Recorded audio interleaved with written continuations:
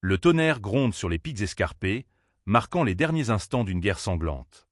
Une épée solitaire et maculée de sang se dresse au milieu d'un cimetière de guerriers tombés au combat, tandis que l'éclair déchire les nuages sombres. Perché sur un trône de pierre et de sang séché, le chef du culte du soleil et de la lune contemple le carnage avec une fierté tordue. Il sourit, dévoilant des dents de requin, tout en se moquant du dernier homme debout, qualifiant sa survie de fascinante. Nam Yong-sin lui rend son regard à travers un masque de sang, le souffle court et saccadé. Même avec le bras gauche en moins et un corps qui le lâche, le seigneur du palais céleste du Sud refuse de plier. Il recrache le mot à la gueule du démon. Fascinant. Il ne voit rien de divertissant dans ce massacre. Il se rappelle le moment où ses disciples lui ont rapporté pour la première fois l'arrivée du culte dans la province d'Anhui. Pour lui, l'épée d'un guerrier juste n'est pas une simple arme, c'est un poids sacré. Elle porte la responsabilité d'une voie droite et refuse tout compromis, même face à la mort. Il s'est tenu autrefois devant toute sa secte, promettant que personne parmi eux ne serait jamais traité comme un simple roturier. Mais aujourd'hui, la cour est silencieuse, remplie uniquement des corps de ceux qui ont suivi ses enseignements jusqu'au bout.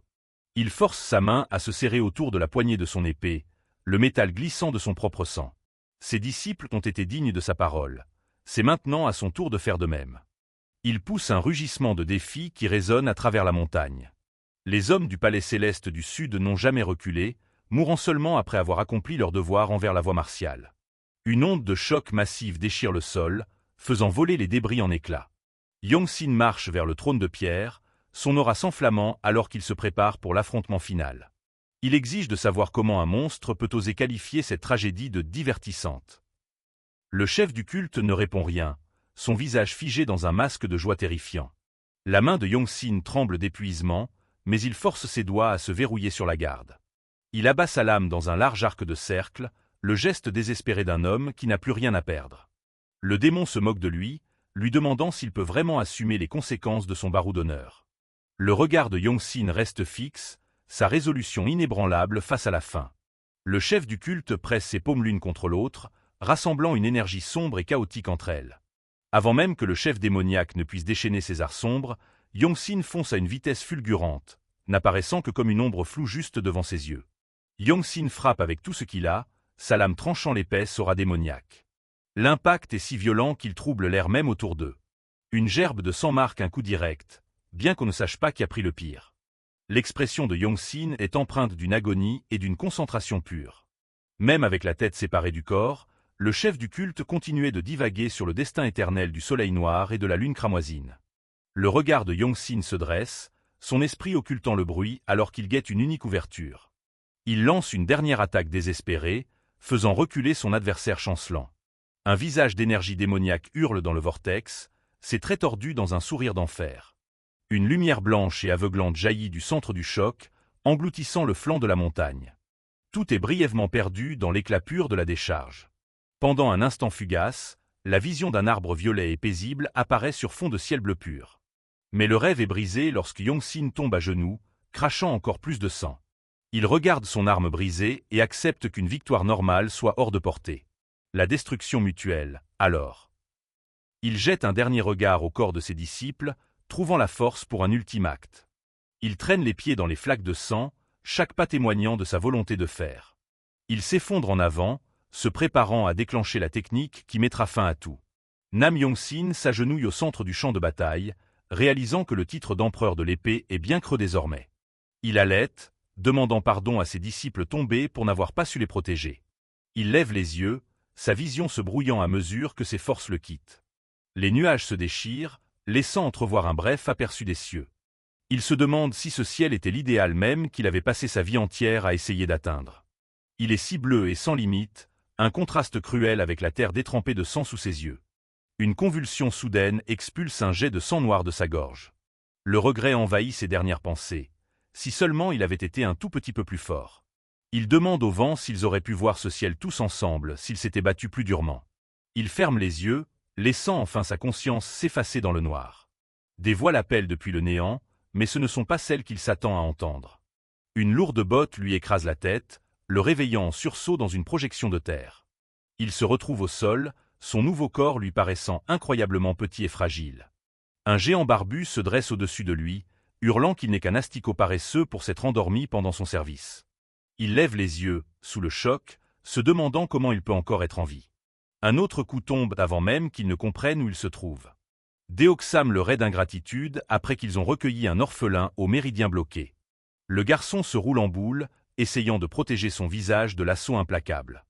Les souvenirs de son duel final défilent devant ses yeux, confirmant que ce n'est pas un rêve. Il serre les dents alors que l'âme de l'empereur de l'épée s'éveille dans ce réceptacle si faible. Il réalise que son ultime acte de volonté a peut-être provoqué un miracle défiant les lois du ciel. Deoxam arme un autre coup de pied, prêt à lui enfoncer les côtes. Mais cette fois, le coup est stoppé par une petite main ferme. La brute se fige, le visage tordu par la confusion. Il n'en revient pas de la force qui émane de ce gamin qui gémissait de douleur pas plus tard qu'hier. Mumyong se relève, une intention meurtrière rayonnant de sa petite silhouette alors que son œil commence à briller. Son regard s'aiguise avec la concentration d'un vieux grand maître. Deoxam est pris de sueur froide, paralysé par le changement soudain de l'atmosphère. La brute recule en trébuchant, son arrogance s'effondrant complètement. Le protagoniste baisse les yeux sur l'homme qui a passé des années à martyriser ce corps. Ses yeux se fixèrent sur l'épée rengainée à la hanche de la brute. Ses yeux sont froids et implacables, focalisés uniquement sur sa cible. Il dit à Deoxam que quelqu'un qui persécute les sans-défense est indigne de porter une épée. Les autres serviteurs regardent en arrière-plan, se moquant de leur chef qui se fait tenir tête par un simple larbin. La rage de Deoxam explose alors qu'il se rappelle l'état pathétique et maudit de ce gamin. Il serre les dents, sa fierté blessée devant ses subordonnés. Il se jette en avant dans un rugissement, prêt à massacrer le garçon. Mumyong contre la charge avec une facilité déconcertante, ses mouvements étant fluides et précis. D'un geste vif, il tire la lame de son fourreau. Un seul éclair de lumière tranche le bras de la brute en un instant. Les serviteurs alentour restent bouche bée, saisis d'une terreur pure face à cette scène. Personne ne peut croire que le gamin chétif qu'il connaissait vient de réaliser un exploit martial de haut niveau. Deoxam s'effondre sur la terre desséchée, serrant le moignon sanglant de son bras, tandis que le sang gicle sur le sol. Mumyong le regarde de haut avec un intérêt froid et prédateur. Sa voix coupe en l'air comme une lame alors qu'il ordonne à Deoxam de le regarder. La brute autrefois si fière n'est plus qu'un tas de viande tremblant, son sang se répandant autour de lui dans la poussière. Les larmes et la morve coulent sur le visage de Deoxam alors que la dure réalité de sa défaite s'impose à lui. Pour cet homme qui tremble, la silhouette du garçon ne ressemble plus à celle d'un faible serviteur, mais à celle d'un titan de la guerre. Ce mec, ce n'est pas Mumyong. Halète Deoxam, sentant enfin l'âme ancienne qui habite le jeune homme. Toute trace du serviteur timide a disparu, remplacé par un regard qui a vu 1000 champs de bataille. Au loin, le domaine reste tranquille, inconscient de l'ombre qui plane sur ses murs. Les sectateurs du soleil et de la lune attendent dans l'ombre des collines, leurs visages masqués cachant toute émotion. Le chef du culte du soleil et de la lune donne ses derniers ordres, indiquant clairement que leur priorité est celui qui a les méridiens bloqués. Ses yeux noirs brillent d'une lueur meurtrière lorsqu'il lâche un ordre simple et glacial. « Tuez-les tous », murmure-t-il, une énergie sombre tourbillonnant autour de lui comme un linceul de mort. De retour dans la cour, Mumyong se tient immobile au-dessus de son ancien tortionnaire, sa posture étant parfaite.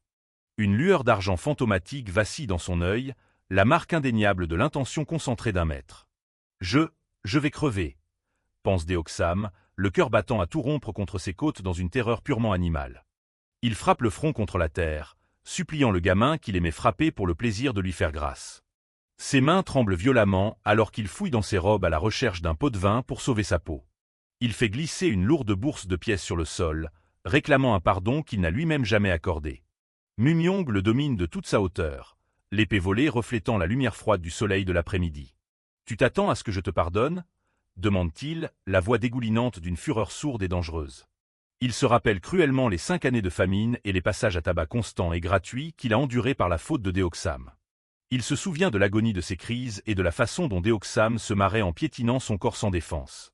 Les autres serviteurs regardent, paralysés par le silence, terrifiés à l'idée que la colère du garçon ne se retourne contre eux ensuite.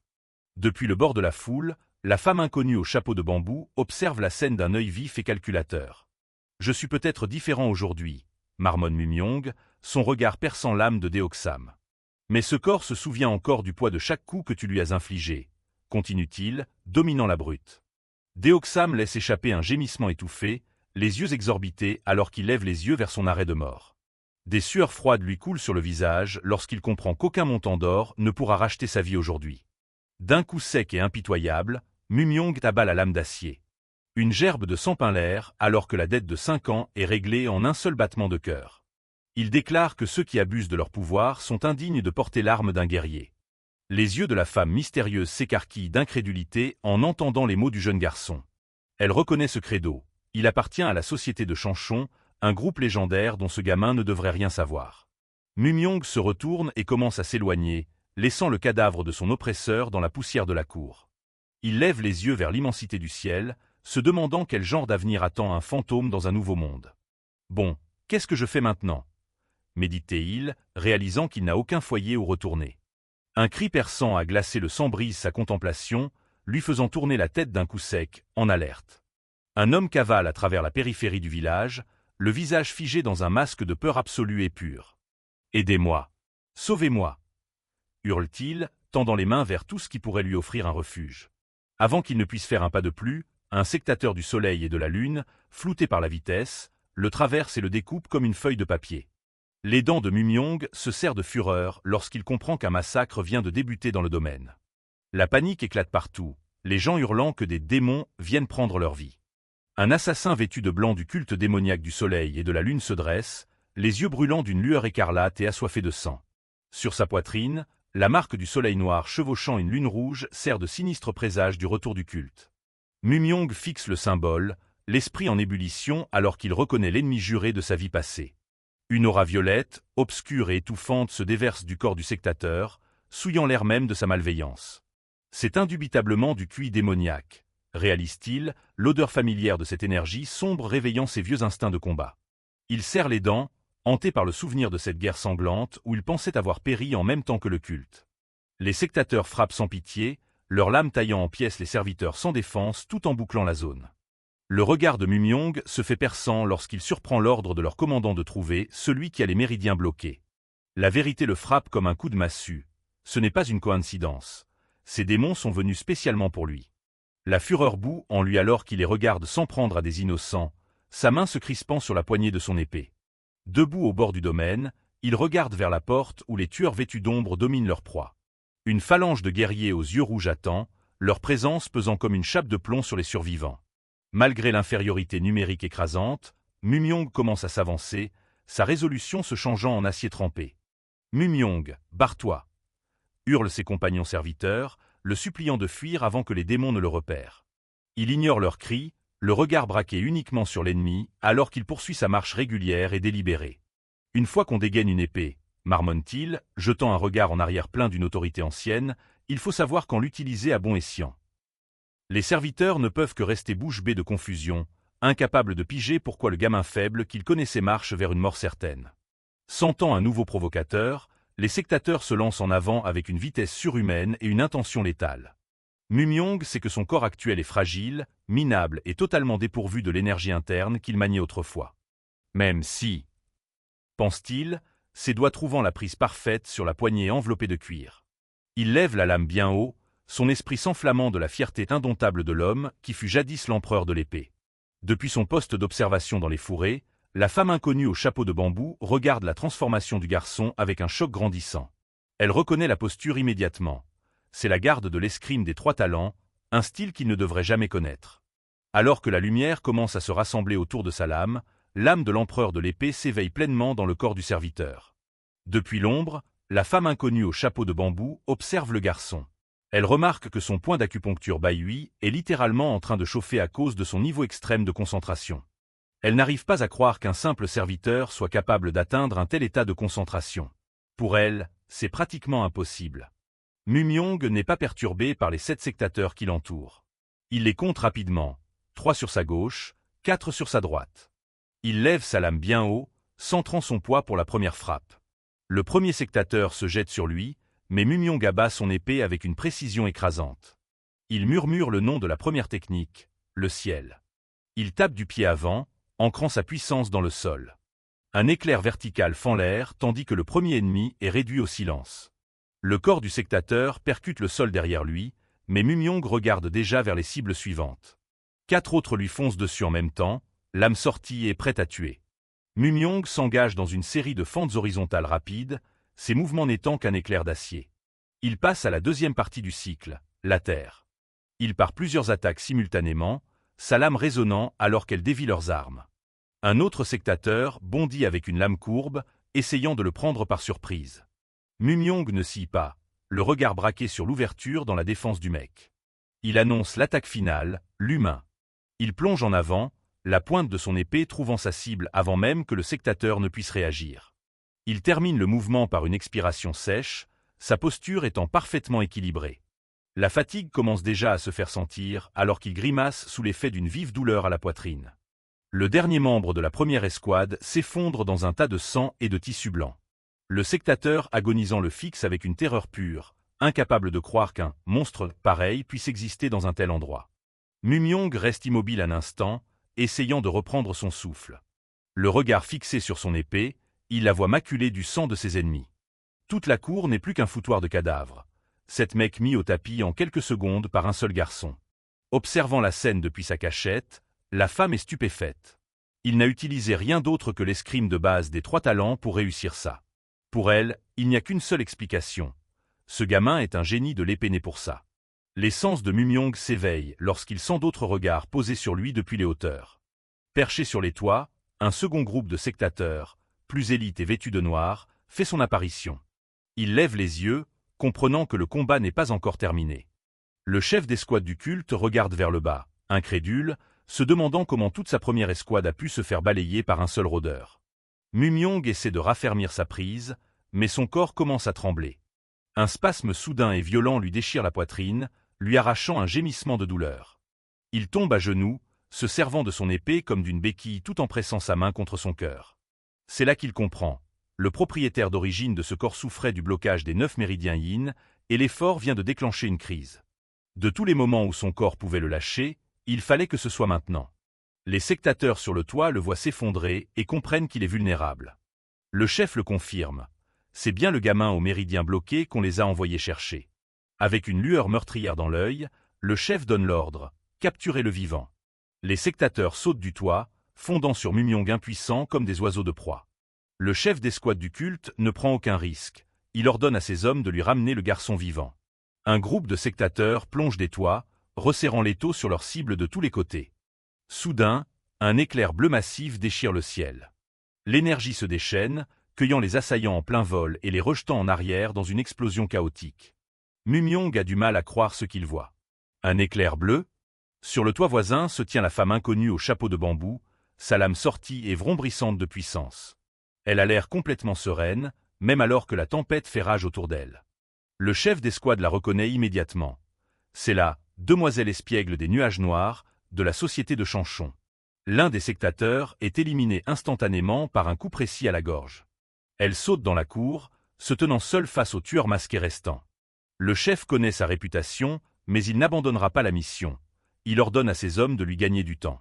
Les sectateurs l'entourent, épée prête à l'attaque alors qu'il s'apprête à submerger l'intruse. Elle n'a pas l'air perturbée, préparant tranquillement sa lame pour le coup suivant. Ses yeux s'enflamment d'une lueur cyan vive tandis que des étincelles dansent sur sa peau. Dans un éclair de mouvement et d'électricité, elle traverse la foule. Elle bouge avec une grâce qui défie toute logique, laissant des traînées de lumière derrière elle. Mumyong observe ses pieds, remarquant le schéma spécifique de ses pas. Ses yeux s'écarquillent sous le coup d'un choc pur lorsqu'il reconnaît la technique. D'autres sectateurs tombent, leur vie fauchée alors qu'elle passe près d'eux comme un fantôme. Mumyong réalise qu'il ne s'agit pas de n'importe quel déplacement de haut niveau. C'est le pas infini. Cette technique appartient à son ancienne secte, le Palais Céleste du Sud, et il n'a aucune idée de comment elle a pu l'apprendre. Pendant qu'il est distrait, le chef d'escouade du culte se dresse au-dessus de lui comme une ombre.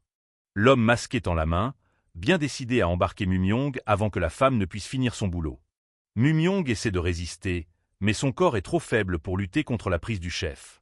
Juste au moment où le chef pense tenir sa prise, un pilier de lumière descend du ciel. La femme frappe avec la force d'un coup de tonnerre, sa lame tranchant le bras du chef en un seul éclair. Il a à peine le temps de réaliser la douleur. Elle enchaîne avec un autre coup létal, forçant le chef à reculer. Elle se tient au-dessus de Mumyong avec un sourire joueur, disant aux sectateurs de garder leurs mains sales loin de sa nouvelle trouvaille. Mumyong tremble, ses limites physiques ayant été complètement dépassées. La tension des méridiens bloqués finit par l'emporter, et sa vision commence à tourner. Alors qu'il commence à s'effondrer, Elle le rattrape avec un regard inquiet sur le visage. Il entend sa voix, mais il est trop loin pour répondre. Tout s'efface dans le noir alors qu'il glisse dans l'inconscience. Lorsqu'il ouvre enfin les yeux, il se trouve dans une pièce calme et inconnue. Il se redresse en sursaut, sa main allant instinctivement à sa poitrine alors qu'il cherche son air. « Tu es réveillé !» La femme de tout à l'heure est assise juste là, à le regarder. Elle lui adresse un sourire chaleureux qui change radicalement de la guerrière mortelle sur les toits. Mumyong réalise qu'il est dans une planque et qu'il est enfin hors de danger immédiat. Il sait qu'elle maîtrise le pas infini, mais son style d'escrime est complètement différent de tout ce dont il se souvient de son passé. Elle lui explique qu'elle a utilisé sa propre énergie pour réprimer le QI glacial causé par ses méridiens bloqués. Mumyong est stupéfait. Le blocage des 9 méridiens yin est généralement quelque chose avec lequel seules les femmes naissent. Mumyong essaie encore d'assimiler le fait qu'il est un homme avec une condition qu'on ne trouve d'ordinaire que chez les femmes. Il est encore plus impressionné qu'elle ait pu supprimer cette énergie glaciale en lui avec autant d'efficacité. À en juger par sa voix et sa présence, il se dit qu'elle doit être une jeune étoile montante du monde martial. Elle réalise qu'elle se montre un peu familière et s'excuse pour son manque de manières. Elle lève enfin la main pour retirer son chapeau de bambou et le voile qui lui couvre le visage. Elle laisse ses longs cheveux sombres se détacher, les ajustant d'une main experte. Sans son voile, elle ressemble à une personne complètement différente, bien plus amicale que la guerrière mortelle sur les toits. Elle se présente officiellement comme Lee-Seo de la société de Chanchon et demande à Mumyong de la rejoindre. Elle lui fait une offre audacieuse, devenir son disciple, et elle l'aidera à trouver un moyen de guérir ses méridiens bloqués. Mumyong se méfie instantanément, se demandant pourquoi un maître aussi puissant ferait preuve d'une gentillesse si soudaine envers un parfait inconnu. Cela lui explique qu'elle a vu les marques que son épée a laissées lors du combat précédent. Même face à de véritables démons alors qu'il était au bord de la crise, il n'a jamais reculé, et cela a gagné son respect.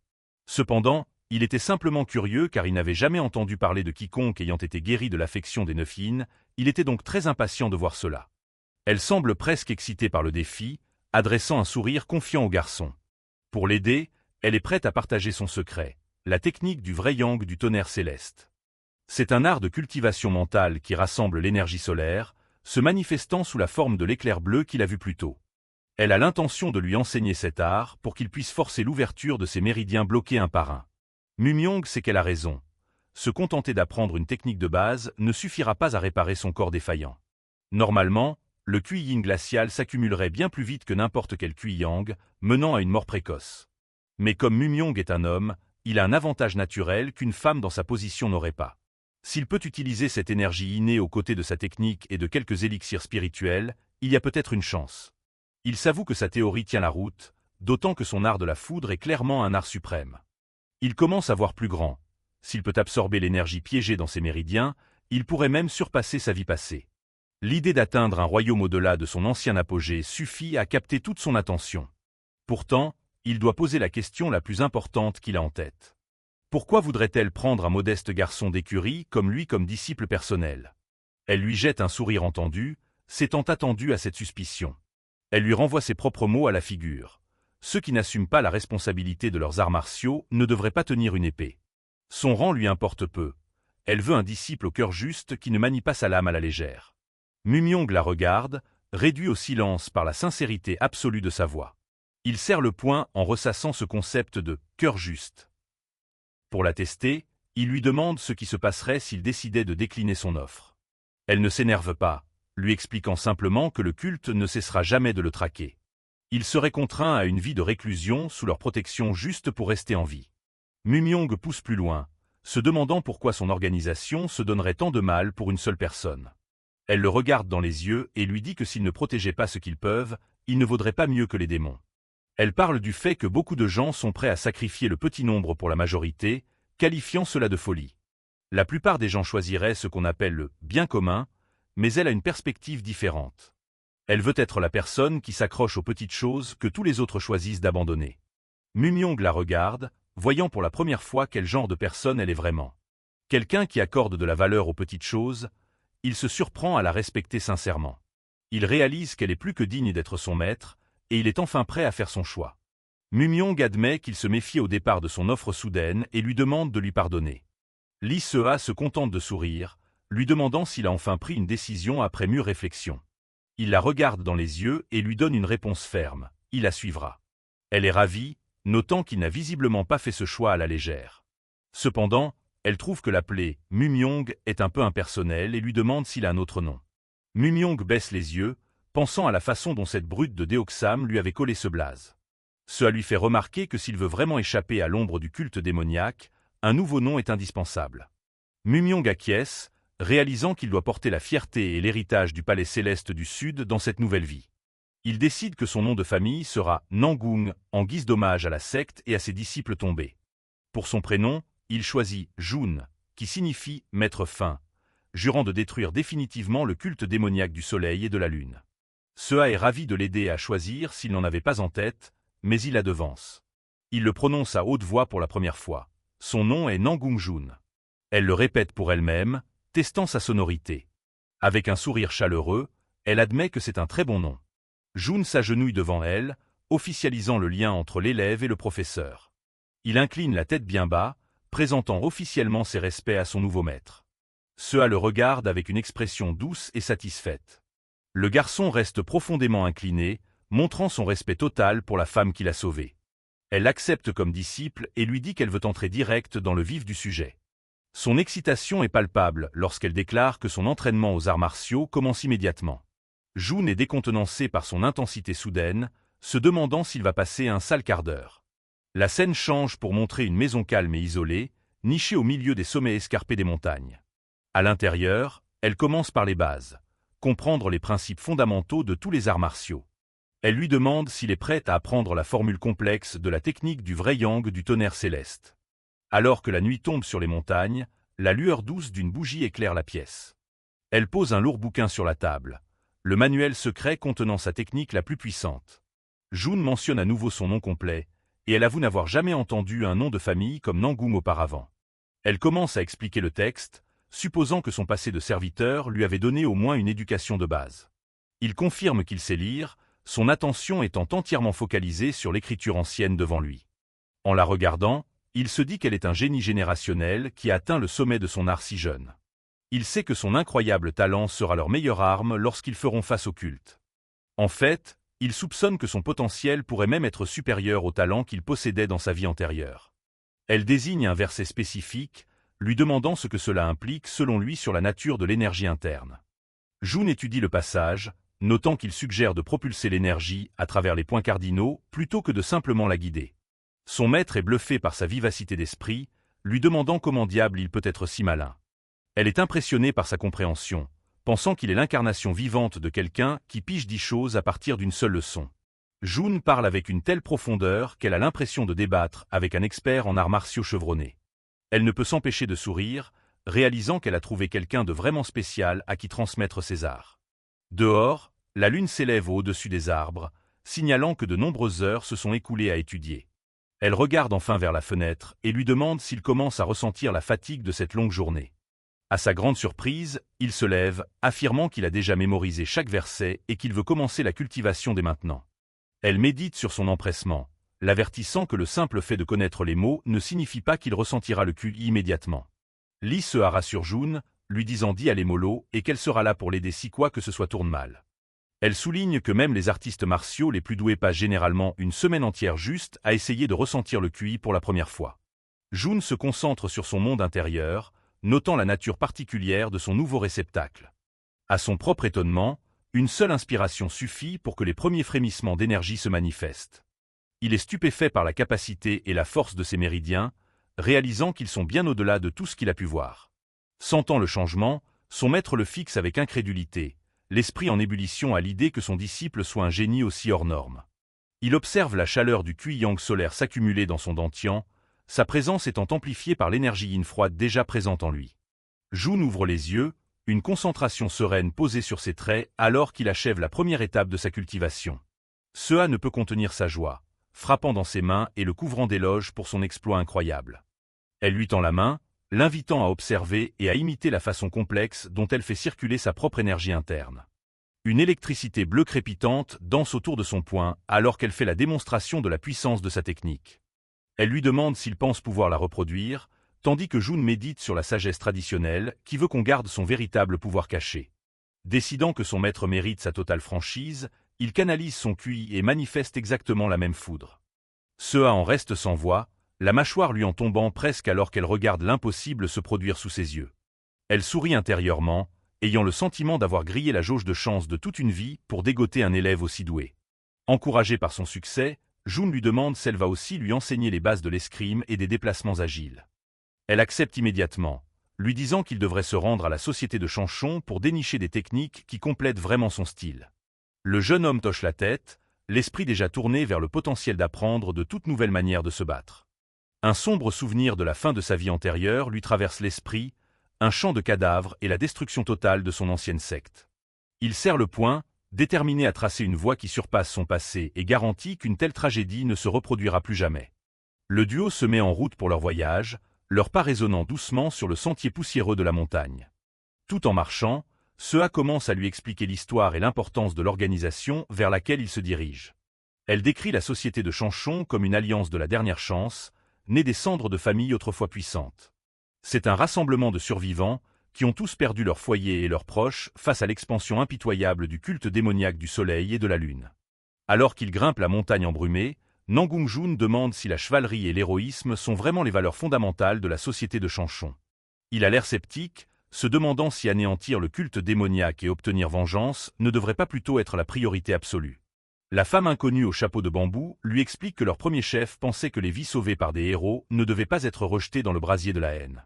Elle lui dit que ceux qui ont survécu ont choisi d'utiliser leur vie pour aider les autres plutôt que de simplement chercher le sang. Poursuivre la chevalerie plutôt que la vengeance est devenu leur mode de vie. Ils arrivent devant une bibliothèque massive et ornée où des érudits s'activent à documenter des parchemins.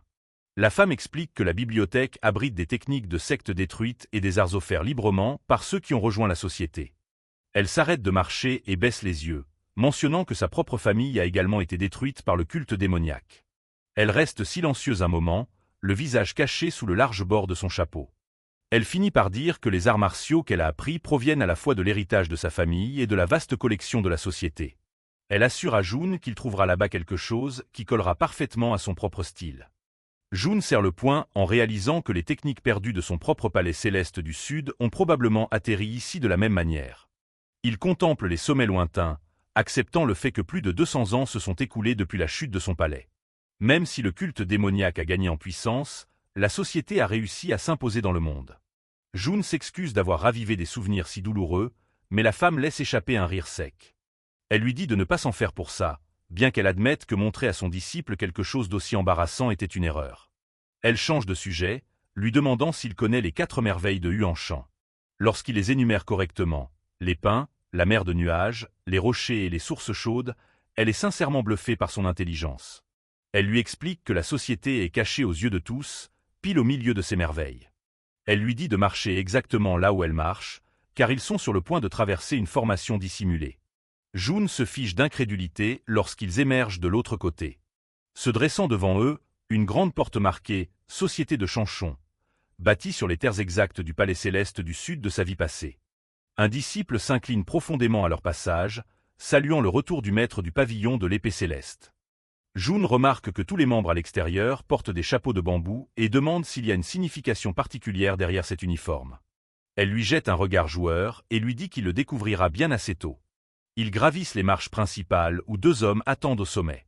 Le chef du département Mukiang, Yoon Gyeongjong, les regarde de haut, demandant si c'est le gamin dont il a tant entendu parler. Le maître du pavillon tape sur l'épaule de June, le présentant fièrement comme son nouveau disciple. Yoon Gyeongjong étudie la silhouette frêle de June, notant qu'elle doit vraiment apprécier le garçon pour l'avoir pris sous son aile. En raison de sa haute recommandation, il décide de le dispenser de tous les tests d'entrée, à l'exception de l'examen d'arts martiaux. À la surprise générale, June fait un pas en avant et lance qu'il est prêt à passer le test tout de suite. Le maître du pavillon est surprise, soulignant qu'il vient tout juste de commencer son entraînement avec la formule du vrai yang du tonnerre céleste. Yoon Gyeongjong apprécie la confiance du gamin. Il appelle un disciple senior à s'avancer, disant à June qu'il lui suffit de tenir bon face à un seul coup de cet homme. Un homme baraqué avec une coupe en brosse nommé Gang descend les marches. June regarde ses mains vides et réalise qu'il n'a même pas d'épée pour se défendre. Seo sourit et lui tend sa propre lame ouvragée, lui disant de l'utiliser pour le test. Gang dégaine son arme et se prépare à frapper, alors que June lui adresse un merci poli. Gang lui jette un regard froid, avertissant le garçon de ne pas essayer de faire le malin en se contentant d'esquiver le coup. Il pousse sur ses appuis dans une soudaine accélération. Gangmon bondit dans les airs, épée levée bien haut, hurlant un dernier avertissement que le coup pourrait être mortel. Jun reste de marbre, saisissant l'épée empruntée alors que le guerrier vétéran fonce pour le coup de grâce. Jun frappe avec une concentration incroyable, l'œil aiguisé alors qu'il calque son attaque à la perfection. Les lames s'entrechoquent dans un bruit sec qui résonne dans toute la cour. Malgré son apparence fragile, Jun parvient à déplacer son poids et à dévier le lourd impact avec une facilité déconcertante. Les yeux de Gangmon s'écarquillent lorsqu'il sent sa force être absorbée et neutralisée. Jun ne s'arrête pas là. Il enchaîne direct avec un contre-mouvement qui semble étrangement familier à son adversaire. Gangmon réalise avec horreur que le gamin utilise sa propre technique contre lui. Le mouvement est si propre et précis que Gangmon ne trouve même pas d'ouverture pour se rétablir. Il serrait fermement son épée, mais la lame tremblait encore de manière incontrôlable, témoignant de la force immense du coup précédent. Il n'arrive pas à croire qu'un gamin avec un corps aussi faible en apparence puisse générer autant de puissance pure. Il est clair qu'il ne s'agit pas seulement de force physique brute, c'est du pur talent et un contrôle expert de l'énergie interne. Une fine couche de cuir d'épée pure enveloppe le fil de la lame empruntée de Jun alors qu'il termine son geste. Seo commence à applaudir avec enthousiasme, ravi de voir son nouveau disciple surclasser un membre senior. Gangmon en reste sans voix, se demandant comment quelqu'un qui prétend ne connaître que les bases peut sortir un coup pareil. Il fait un pas en arrière et s'avoue vaincu, sachant qu'il a été complètement surclassé. Il fixe le sol, humilié qu'un bleu vienne de le moucher devant tout le monde. Impressionné par le talent du garçon, l'ancien Muk descendit lentement le grand escalier, le couvrant d'éloges infinis et exprimant d'immenses attentes pour son avenir. Tout le monde se figea d'incrédulité lorsqu'il parla, car l'ancien Muk louait rarement en personne un nouveau venu qui venait tout juste de passer l'examen d'entrée. Le maître du pavillon est légèrement soulagé, pensant qu'elle a bien failli se faire piquer son précieux disciple par le chef de la société en personne. Le seigneur Muk se tient droit devant le garçon et lui demande son nom officiel. Jun se présente, et le seigneur Muk l'accueille officiellement dans la société en tant que membre du rang d'une nuée. Seo rayonne de fierté, encourageant déjà Jun à viser le rang de 4 nuées d'ici peu. Gangmon reste silencieux, sachant que les rangs ici se gagnent strictement au nombre de nuées que l'on possède.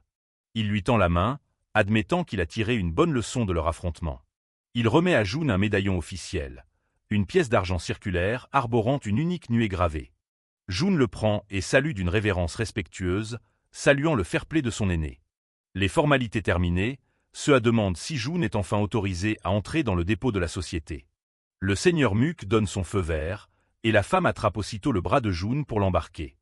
Alors que le duo s'éloigne en courant, le seigneur Muk les regarde partir d'un air pensif. Il fait la remarque que la société elle-même doit être le terreau fertile pour aider cet arbre géant à toucher les cieux. Gangmon se contente de fixer sa propre main, répétant le nom du garçon en boucle dans sa tête. Il se demande encore quel genre de monstre il faut être pour envoyer un coup pareil.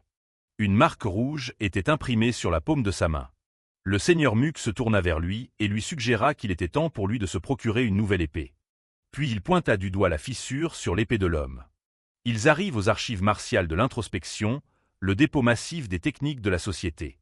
L'intérieur est vertigineux. Jun trouve que cela fait même passer la bibliothèque de son ancien palais pour un placard. Il arpente les couloirs silencieux, entourés de milliers de parchemins anciens. Seo lui explique leur politique de la porte ouverte en ce qui concerne ces manuels secrets. Le but est de renforcer leurs forces ensemble pour pouvoir tenir tête au culte démoniaque. Jun réalise qu'ils n'utilisent pas de verrou. Ils imposent des critères élevés pour filtrer qui est qualifié pour lire. Il trouve que le nom des « introspections » colle plutôt bien à un endroit pareil. Seo propose de l'aider à choisir un style adapté à sa condition unique. Mais Jun la recadre poliment, insistant pour choisir lui-même. Elle le dévisage une seconde, jaugeant la détermination du garçon. Puis elle cède avec un petit sourire. Elle accepte, mais lui dit qu'il a intérêt à lui montrer ce qu'il aura choisi plus tard. Alors que la soirée tombe sur la société, les vraies recherches commencent. Le greffier de la bibliothèque regarde avec horreur Jun commencer à empiler les parchemins comme s'il s'agissait de vieux papiers. Le mec est carrément stressé par le foutoir absolu qui s'installe dans ses archives. Avant de partir pour régler une affaire urgente, Seo laissa Jun à la garde du bibliothécaire pendant un moment. Elle lui demande de guider leur disciple s'il se perd, laissant le greffier perplexe. Un autre livre percute le sol alors que Jun passe les étagères au peigne fin. Le greffier est convaincu que le gamin ne prend même pas le temps de les lire à cette vitesse. Il se contente de balancer un manuel après l'autre sur une montagne de bouquins de plus en plus haute. Il décide finalement qu'il doit intervenir pour essayer de donner au garçon de vrais conseils. Au lieu de l'écouter, Jun se contente de saisir une épée d'entraînement en bois sur leur atelier. Le greffier est scotché par le silence alors que le garçon se prépare à frapper. Dans un flou de mouvement total, Jun exécute une série de gestes qui défient la logique. Le greffier n'arrive même pas à assimiler le niveau de maîtrise dont il est témoin. Il réalise que Jun ne faisait pas que feuilleter. Il traquait chaque manuel des épées rapides de la pièce. Des étincelles bleues commencent à crépiter et à fuser sur toute la longueur de la lame en bois. Puis, toute la zone est engloutie dans une explosion de lumière massive. L'onde de choc fait voler les parchemins et les pinceaux du greffier partout. Il en reste à avaler sa salive sous le coup d'un choc total, fixant le résultat. C'était plié en un véritable éclair de lucidité. Le greffier regarde Jun, se demandant quel genre de monstre il vient de laisser entrer ici. Soudain, une présence sombre et massive se dresse juste derrière le bureau. Le greffier se retourne lentement, sentant un truc terrifiant. C'est le démon de l'épée, et il a l'air prêt à en découdre. Jun tourne la tête, captant l'énergie intense et oppressive du nouveau venu. Le maître senior demande si c'était bien du QI démoniaque qu'il venait de ressentir. Il se tient au-dessus du désordre, toisant le gamin à l'épée de bois. Jun plisse les yeux, se demandant comment quelqu'un avec cette aura démoniaque a pu s'introduire ici. Le greffier intervient, essayant désespérément d'expliquer que Jun n'est qu'une nouvelle recrue qui ne sait pas ce qu'elle fait. Le démon de l'épée n'est pas branché excuse et lui dit de dégager avant de se faire mal. Il est en fait curieux et pose des questions sur cette drôle d'escrime que Jun utilisait tout à l'heure. Jun lui répond cash que c'est un petit truc qu'il est en train de développer de son côté. Le maître avoue n'avoir jamais vu rien de tel dans toutes les archives martiales de la société. Il voit bien que le gamin ne ment pas, ce qui rend le tout encore plus intéressant. « Montre-moi tes techniques », dit-il, défiant carrément le garçon sur le champ. Le greffier panique toujours, hurlant que le gamin vient à peine d'apprendre la cultivation la plus basique. Le maître dit à cet imbécile de la fermer et de regarder à quoi ressemble un vrai combat. N'ayant pas d'autre choix, le greffier prie simplement pour qu'un maître de pavillon débarque pour arrêter ce carnage. Jun ne bronche pas et exige même un élixir spirituel en récompense s'il parvient à l'emporter. Le démon de l'épée se marre, kiffant le côté direct et couillu du gamin comparé aux autres recrues. Il promet de ne pas utiliser d'énergie interne, mais Jun lui lance qu'il risque de trouver ça nécessaire de toute façon. Ce genre de provocation fait marrer le maître encore plus fort alors qu'il dégaine sa lame. Le démon de l'épée le traite de grand malade et se met en garde. Le combat commence. Jun ouvre les hostilités avec une attaque fulgurante appelée « éclair unique ». Le maître est choqué par la puissance pure de l'impact contre sa garde. Il pousse un cri alors qu'il se prépare à contrer la vitesse incroyable du gamin. Une collision massive d'acier envoie des ondes de choc à travers toute la bibliothèque. Jun réussit sa réception après un prompt rétablissement aérien, l'air absolument imperturbable.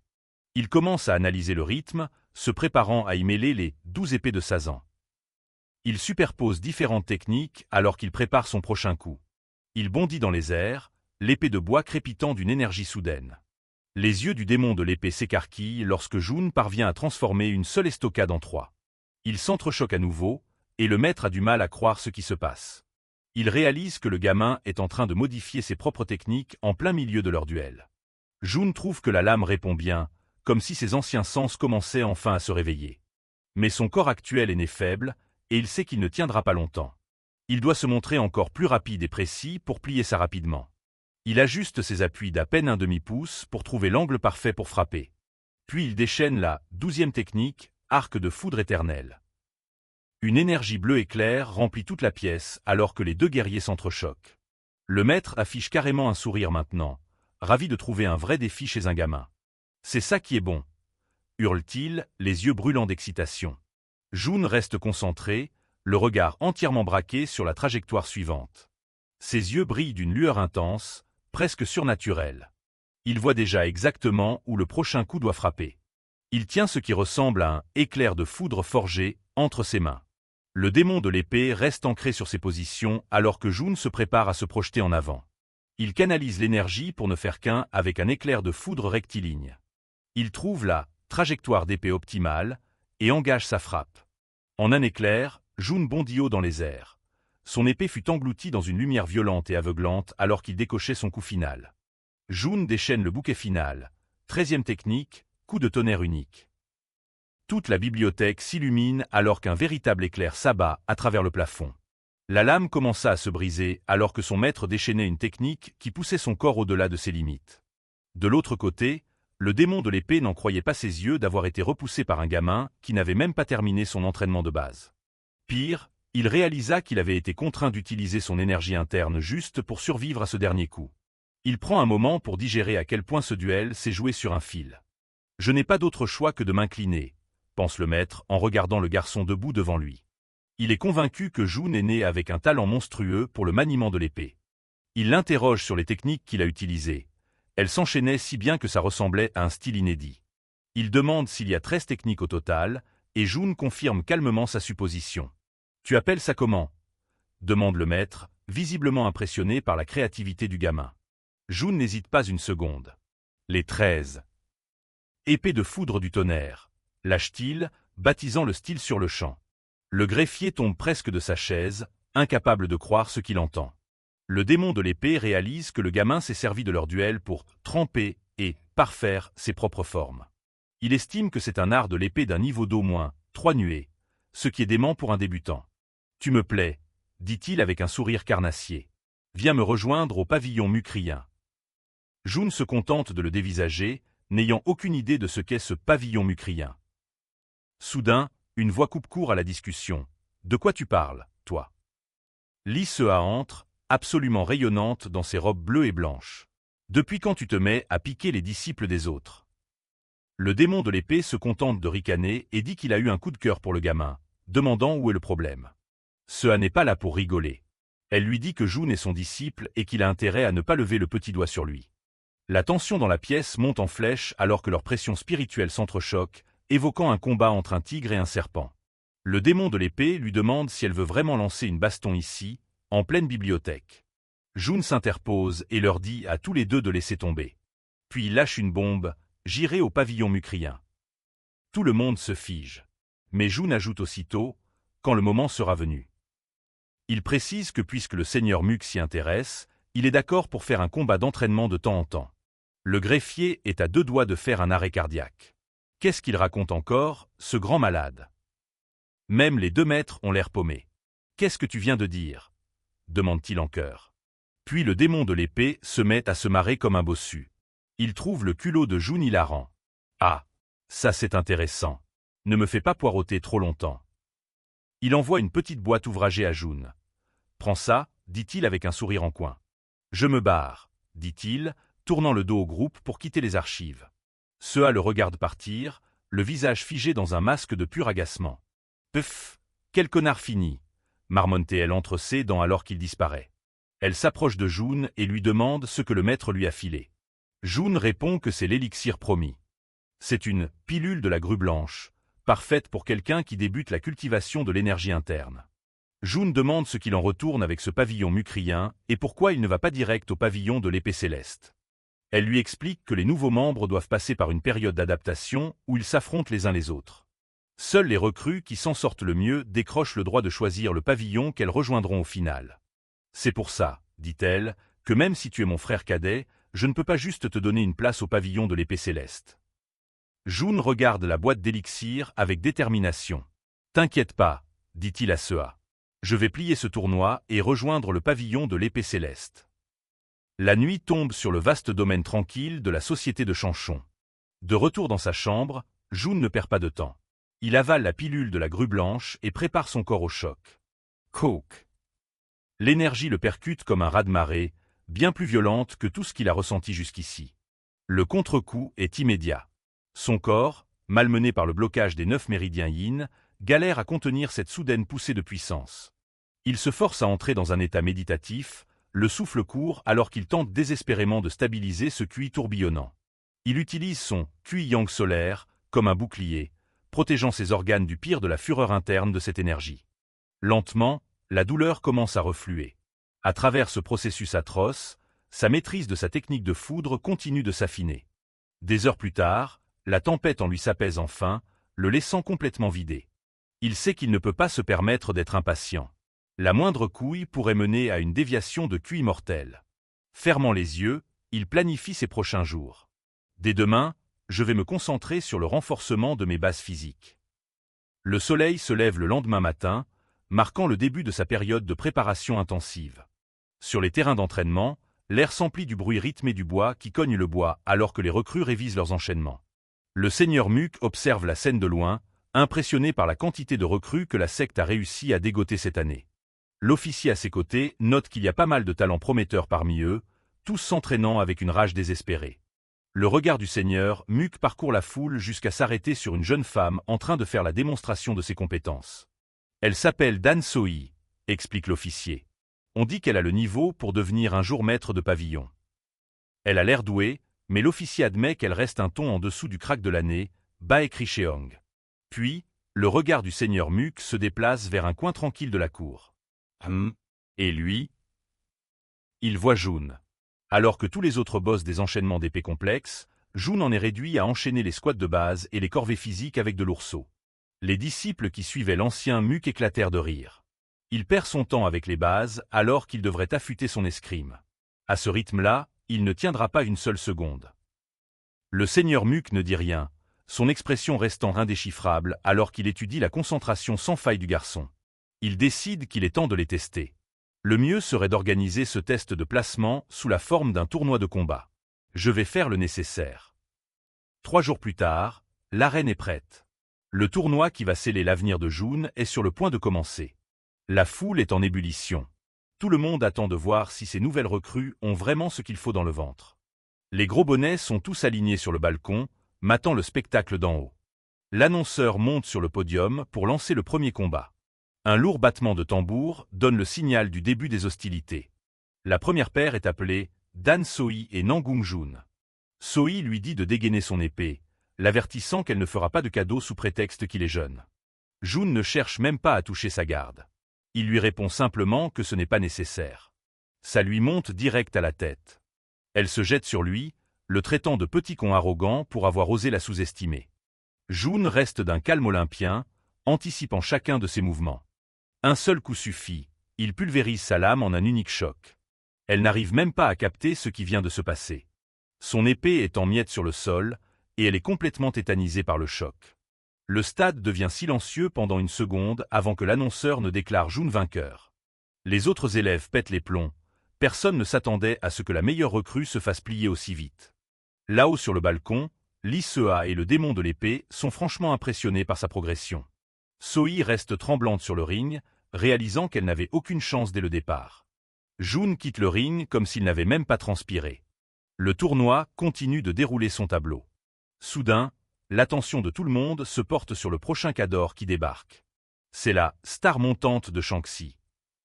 Baek Richeong entre dans l'arène, l'air complètement détaché de la foule. Dès que le signal retentit, son adversaire se jette sur lui. Le mec est vexé de voir que Richeong ne prend même pas la peine de sortir son arme. Mais Richeong est trop vif, parant l'attaque avec son sabre rengainé. Il réplique direct, envoyant un coup violent avec le pommeau. Le combat est plié avant même que son adversaire n'ait compris ce qu'il a touché. Richeong a l'air de faire ça en mode automatique. Il jette un regard froid de côté aux spectateurs. Une autre victoire en un coup met le public en transe. L'annonceur valide, victoire de Baek Richeong. Jun l'observe depuis le bord, captant un coup d'œil rapide de la part du génie aux cheveux d'argent. Il affiche un sourire maintenant. Les choses deviennent enfin intéressantes. Tout le monde s'attroupe autour du tableau des scores pour voir l'affiche de la finale. Un officiel inscrit le nom de Jun pour le grand bouquet final. Les autres élèves continuent de chuchoter, se demandant d'où sort ce gamin. Lee se trouve la situation hilarante. Elle retient à peine un fou rire en voyant tout le monde galérer à essayer de le cerner. Elle a carrément hâte de voir comment cette finale va tourner. Enfin, le jour de la finale est là. Richeong plante ses yeux dans ceux de son adversaire en montant sur le ring. Il note que malgré son allure frêle, il y a un truc dangereux chez ce Nangung Jun. Richeong n'arrête pas de penser au combat précédent de Jun. Il sait que ce genre de technique est à des années-lumière de ce qu'une recrue normale devrait posséder. Même le QI d'épée que Jun a déployé était d'un tranchant et d'une précision flippant pour son âge. Malgré le danger, le jeune homme aux cheveux d'argent se jure qu'il ne peut absolument pas se permettre de perdre. Il est animé par un sombre souvenir. Le jour où des assassins masqués ont massacré sa famille pendant qu'ils essayaient désespérément de le protéger. Aujourd'hui, il n'a que la vengeance en tête, et il lui faut cette victoire pour obtenir la puissance qu'il cherche. Dans l'arène, Les deux finalistes se défient du regard alors qu'une armoire à glace s'interpose entre eux.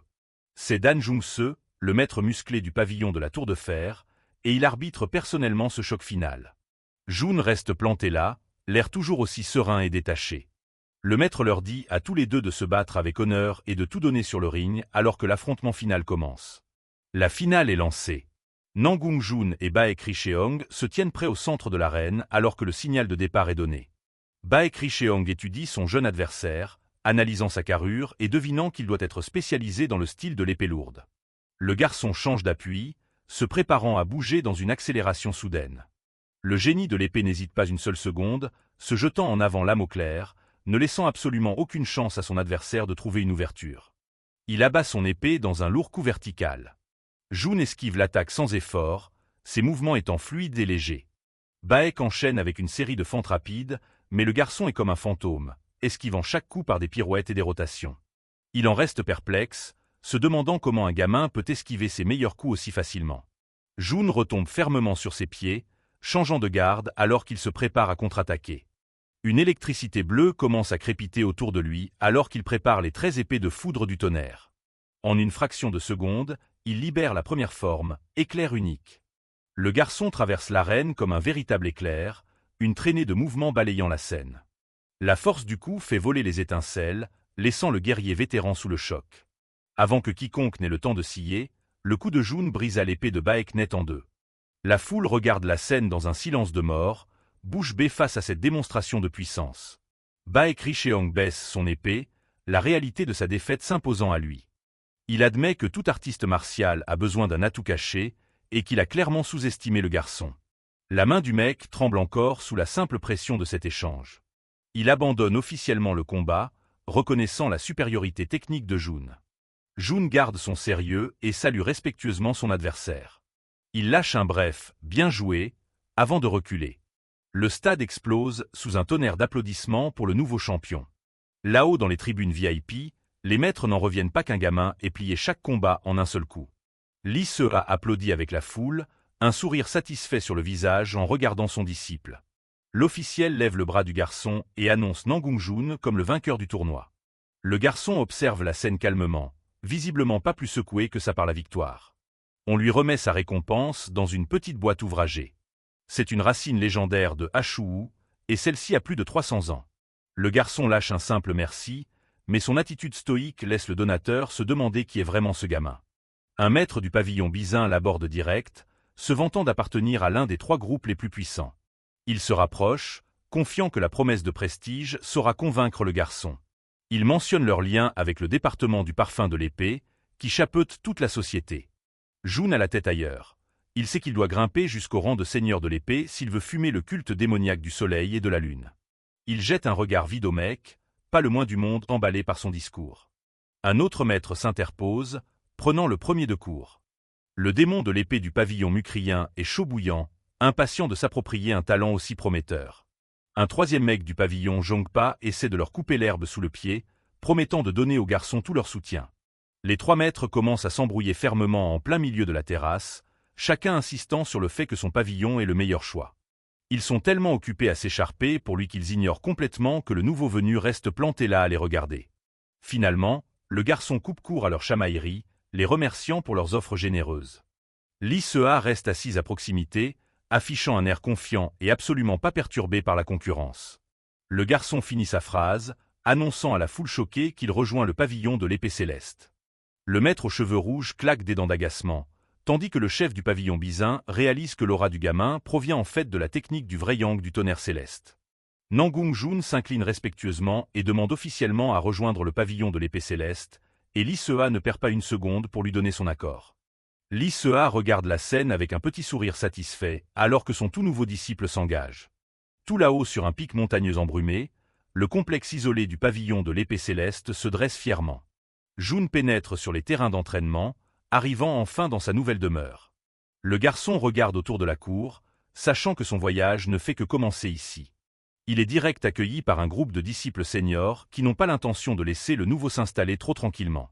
L'un des seniors, Gong Junaem, s'avance, disant qu'il a pas mal entendu parler de la réputation du gamin. Junaem dégaine sa lame avec un sourire arrogant, impatient de tester le prodige par lui-même. Il mentionne qu'il est particulièrement curieux de voir cette épée rapide dont tout le monde parle. Il provoque Jun, voulant voir s'il est vraiment digne du pavillon ou si c'est juste un autre bleu sans défense. Jun se contente de lui rendre son sourire, lui répondant que la vraie voix d'un escrimeur se trouve dans sa lame. Le garçon porte la main à sa poignée, acceptant le défi sans réfléchir à deux fois. Il dégaine son épée et se tient prêt, disant au seigneur de venir le chercher. La cour se tait alors que les deux escrimeurs se concentrent, aucun ne voulant céder un pouce.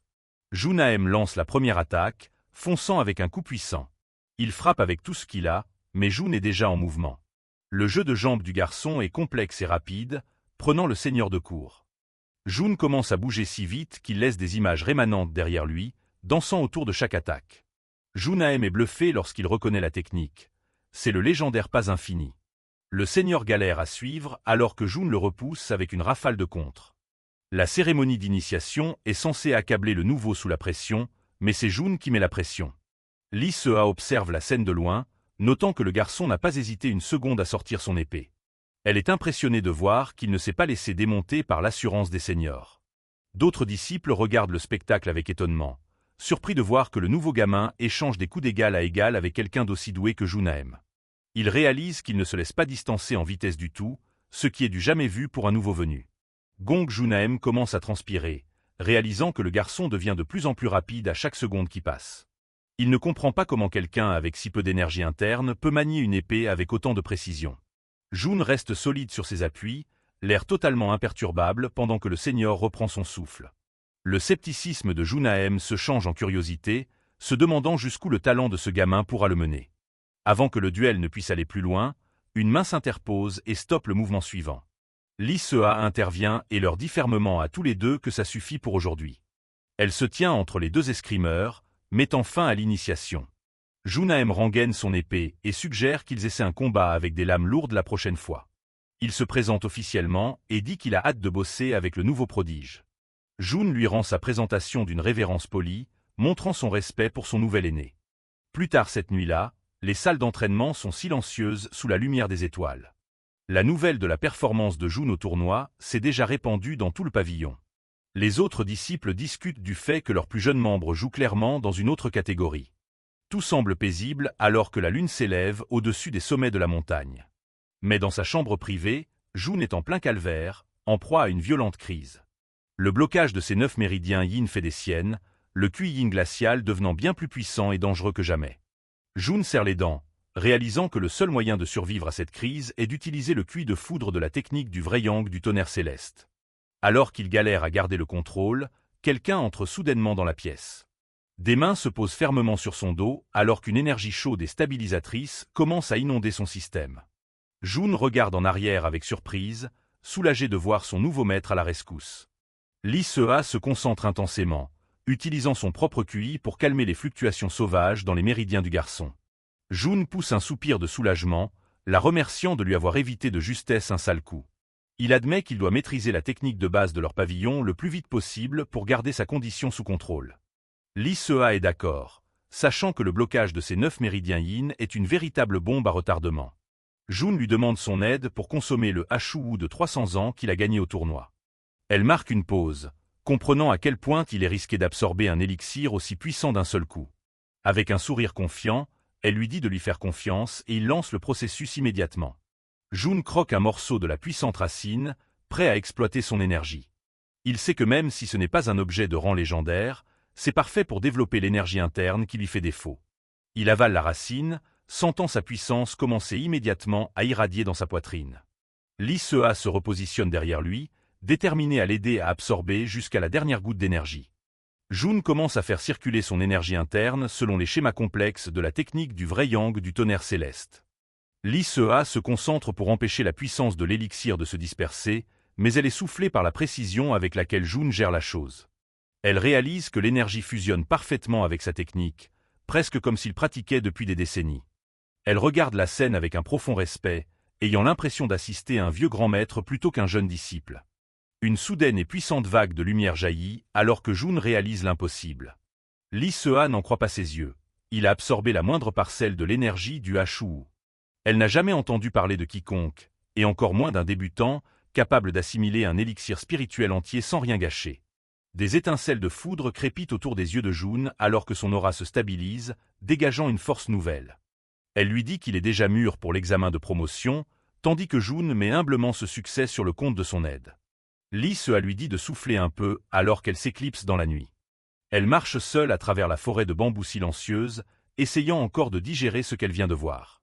Elle médite sur la façon unique dont Jun a fait circuler son énergie, un truc bien plus avancé que tout ce qu'elle a pu voir. Les éléments qu'elle a saisis en le regardant commencent à s'imbriquer dans son propre esprit. Soudain, elle réalise qu'elle peut enfin briser le goulet d'étranglement qui la freinait depuis des années. Elle sourit, excitée, sachant que c'est entièrement grâce au garçon mystérieux qu'elle vient de recueillir. Le lendemain se lève sur le pavillon de l'épée céleste alors que les terrains d'entraînement s'animent. Les disciples seniors sont déjà d'attaque, leurs lames sifflant dans l'air. Un instructeur explique l'art de l'épée soyon, les prévenant qu'ils ne partiront pas en mission tant qu'ils n'auront pas maîtrisé sa 5e étape. Les nouveaux disciples galèrent avec le jeu de jambes et les frappes complexes, ayant l'air plus que perdus. Un jeune homme essaie de suivre les enchaînements, mais ses mouvements sont lourds et lents. Il s'arrête net, les yeux écarquillés en voyant un truc impossible se produire juste à côté. Jun exécute l'enchaînement à la perfection, sa lame n'étant qu'un éclair de précision lorsqu'il frappe le poteau d'entraînement. Les autres disciples commencent à chuchoter, convaincus que le maître du pavillon a dû lui donner des cours particuliers en douce. Gong Junam plisse les yeux, se rappelant qu'il a vu Lee Se-a quitter les quartiers de Jun pas plus tard que la nuit dernière. Il s'approche du garçon et lui demande de but en blanc si le maître du pavillon lui a donné des cours particuliers. Jun dément calmement tout en continuant sa pratique, bougeant avec une grâce fluide qui jure avec son âge. Il suggère ensuite l'air de rien de passer direct à la technique beaucoup plus avancée de l'épée de la grande extension. Les disciples sont soufflés par la progression de Jun. Il a capté direct un enchaînement qu'il voyait pour la première fois. Même le maître du pavillon actuel n'était pas doué à ce point. C'est un monstre. Gong Junam écoute les bavardages, le regard braqué sur Jun. Il reconnaît que l'intention de l'épée de Jun atteint déjà un niveau de perfection qui pourrait briser l'équilibre de tout le pavillon. Malgré ses doutes, Junam ne peut nier l'ampleur incroyable des capacités du garçon.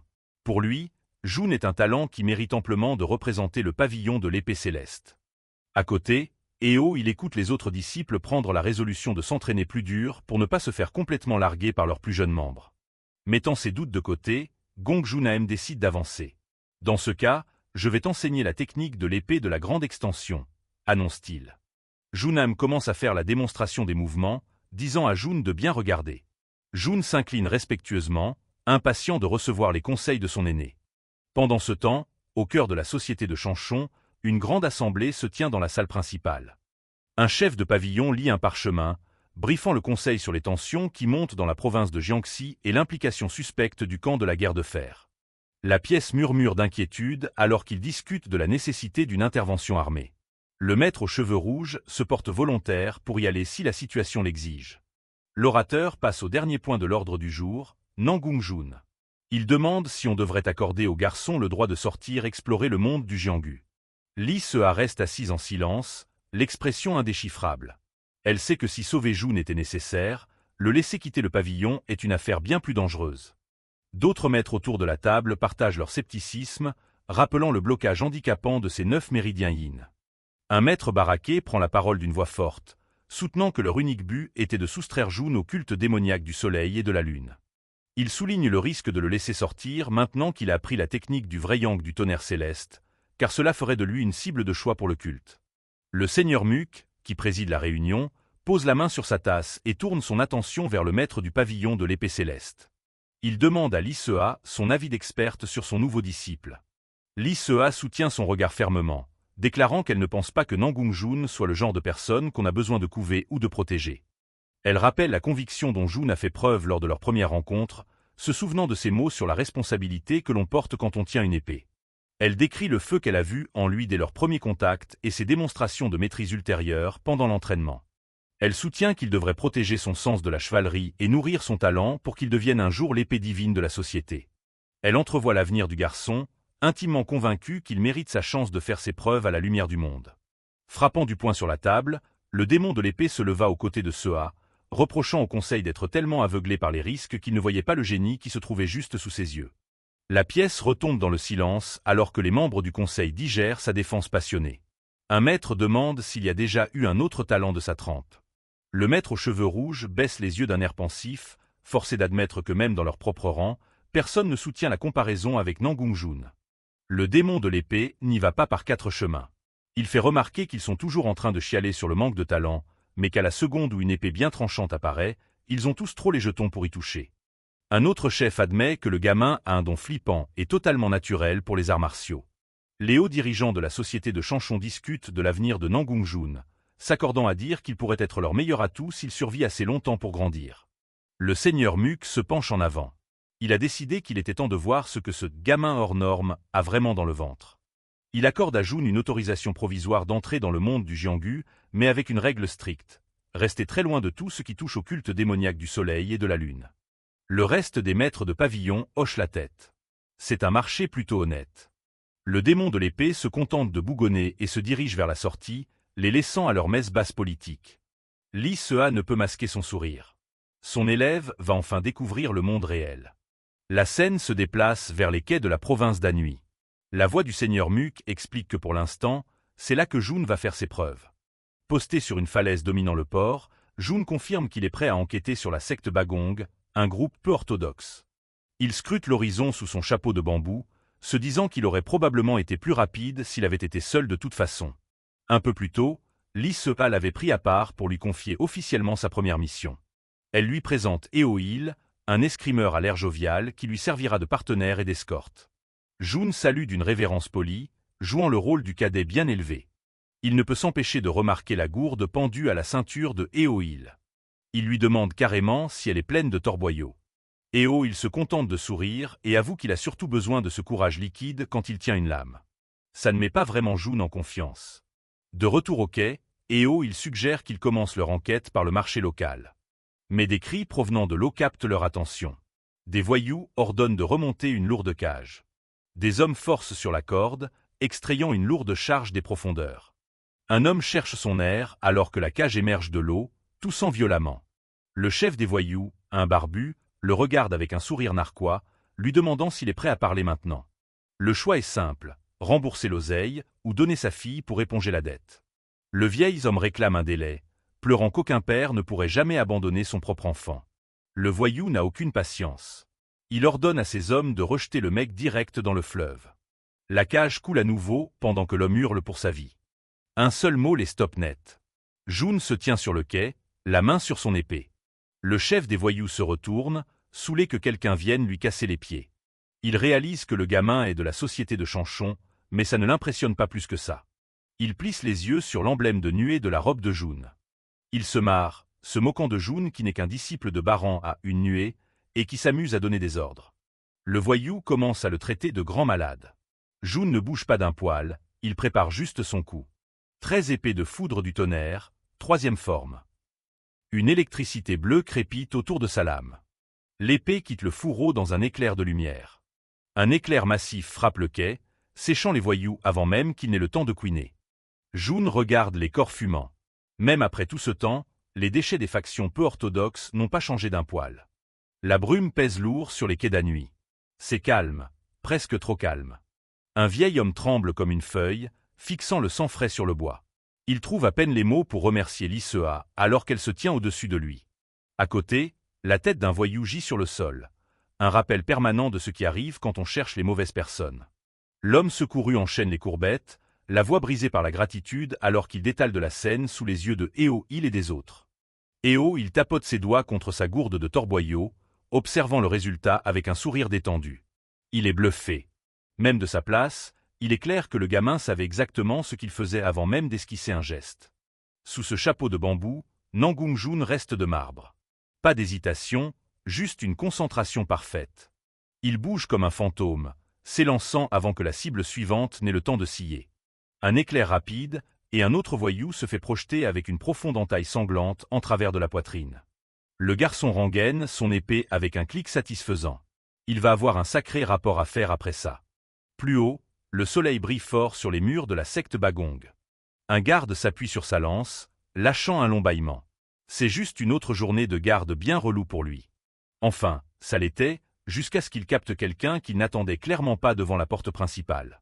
La foudre commence à crépiter le long d'une lame, l'air vrombrissant d'une énergie soudaine. Une vague massive de lumière bleue défonce l'entrée, ne laissant que poussière et sang derrière elle. Tout le complexe passe soudain en état d'alerte générale, alors que l'explosion résonne à travers les bâtiments. À l'intérieur, le reste des voyous est encore occupé à peinter et à se vanter de leurs dernières arnaques. Leur chef se marre, se vantant de ce qu'ils vont se faire une fois qu'ils auront livré les civils qu'ils ont kidnappés. Les portes ne font pas que s'ouvrir, elles explosent vers l'intérieur, coupant court à leur petite fête. Nangong Jun traverse la fumée, le regard froid alors qu'il leur reproche de s'en prendre aux plus faibles. Les voyous se lèvent d'un bond, hurlant et demandant pour qui diable il se prend. Alors qu'il dégaine son épée, il entrevoit la tenue de la société de Chanchon. Leurs visages deviennent blêmes. Il est tout seul, hurle le chef, ordonnant à tout le monde de charger en même temps. Jun se contente de faire mouliner son épée, la foudre bleue redoublant d'intensité autour de lui. Il frappe avec tout ce qu'il a. Un pilier de foudre aveuglant jaillit du sol, calcinant le bois et tout ce qui se trouve sur son passage. Les voyous sont balayés comme des poupées de chiffon, leurs cris étouffés par le tonnerre. L'un d'eux tente un coup désespéré, balançant des dagues depuis l'ombre. Ça passe à des kilomètres. Le garçon se tient au centre d'un cratère tout frais, l'air blasé. Il se contente de ricaner. C'est presque insultant tellement leur technique est éclate au sol. Il dévie une rafale de lames avec un minimum d'effort, bougeant avec une grâce qu'ils ne peuvent même pas effleurer. Les corps tombent à la pelle alors qu'il poursuit sa marche dans la salle. D'autres mecs déboulent, balançant des insultes pour masquer leur flip évident. Ils essaient de le submerger, arrivant de tous les angles possibles à la fois. Un mec pense tenir une ouverture, mais ses yeux s'écarquillent quand il réalise qu'il frappe dans le vide. Jun leur passe au-dessus, la foudre bleue traçant sa route dans les airs. Ils retombent pile sur leurs lames croisées, les bloquant au sol sans forcer. Puis ils se déchaînent, une onde d'énergie circulaire massive balayant tout le groupe en une seule impulsion. Les survivants en sont réduits à ramper par terre, serrant leurs membres en miettes et hurlant de douleur. Vu d'en haut, la pièce ressemble à une zone de guerre. Pour eux, ce n'est plus un simple garçon, c'est un monstre. La panique s'installe enfin. Ils réalisent qu'ils sont surclassés et commencent à hurler à la retraite générale. Mais ils ne vont pas loin. Le chef de la secte Bagong finit par sortir, prêt à s'occuper du morveux lui-même. Des voyous jonchent le sol, gémissant de douleur après le choc initial. Eo il ne ralentit pas, sa lame découpant le mec suivant dans une gerbe de sang. Un autre mord la poussière, complètement KO. Au plus profond du complexe, une femme et son gamin se serrent derrière les barreaux, les larmes coulant sur leur visage en attendant leur sort. Revenant juste avant le début du raid, Jun regarde Eo Il, disant à son aîné d'utiliser ses talents de pisteur pour trouver et libérer les civils prisonniers. Eo Il se fait un peu de soucis, se demandant si le gamin va vraiment s'en sortir en se farcissant le reste de la secte à lui tout seul. Mais pour Jun, il n'y a pas de débat. La sécurité des innocents passe avant tout le reste. Eo Il le regarde s'éloigner, pensant aux rumeurs disant que le gamin a rejoint le pavillon sans même passer de test. Il était sceptique au début, mais en voyant le talent de Jun et sa rage d'aider les gens, il réalise que le caractère du gamin, c'est du solide. Pendant que Jun capte toute l'attention, Eo Il se faufile à travers le carnage pour atteindre les cellules de rétention. Il trouve les civils terrifiés et leur lance un cri rassurant, leur disant que la société de Chanchon est enfin là. Avec un sourire chaleureux, il commence à les faire sortir, promettant de tous les mettre à l'abri. Dehors, les membres de la secte n'en croient pas leurs yeux. Leur chef est carrément en train de se faire acculer. L'air vrombit alors que Jun et le chef de la secte Bagong s'échangent des dizaines de coups en une fraction de seconde, leurs lames s'entrechoquant dans un flou d'acier. Le vieux transpire à grosses gouttes, les yeux ronds de choc face à la pression pure du QI d'épée de Jun. Pour lui, c'est comme combattre un véritable démon, ou un maître qui s'est entraîné pendant 50 ans plus tôt qu'un ado. La présence de Jun devient sombre et étouffante alors qu'il se prépare à plier ce combat tout de suite. Aux abois, le chef de la secte lui hurle de se rendre, menaçant de massacrer jusqu'au dernier prisonnier s'il fait un pas de plus. Jun se contente de ricaner. Ce genre de discours de méchant, il l'a entendu 1000 fois. Il dit au vieux qu'il est exactement aussi minable que prévu, et souligne qu'il ne bosse clairement pas tout seul. Le visage du chef de la secte devient blême quand il réalise qu'il n'a plus aucun moyen de pression, et il commence à bégayer, essayant de gratter du temps pour jacter. Jun n'est pas d'humeur à jacter, il se projette à nouveau dans les airs pour le coup de grâce. Une frappe précise et létale, faisant gicler le sang de partout tandis que le sol sous le chef de la secte se brise en morceaux.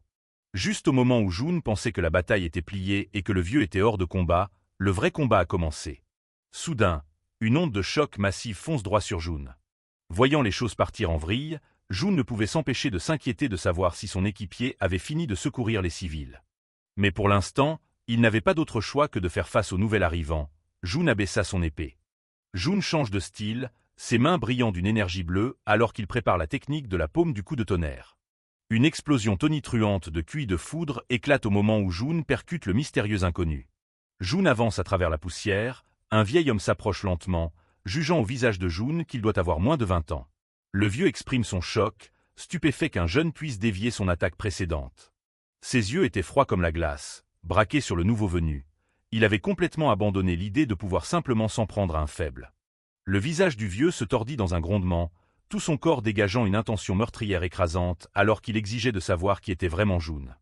Le vieux tituba vers Jun, le visage tordu dans un masque de fureur pure et d'intention meurtrière.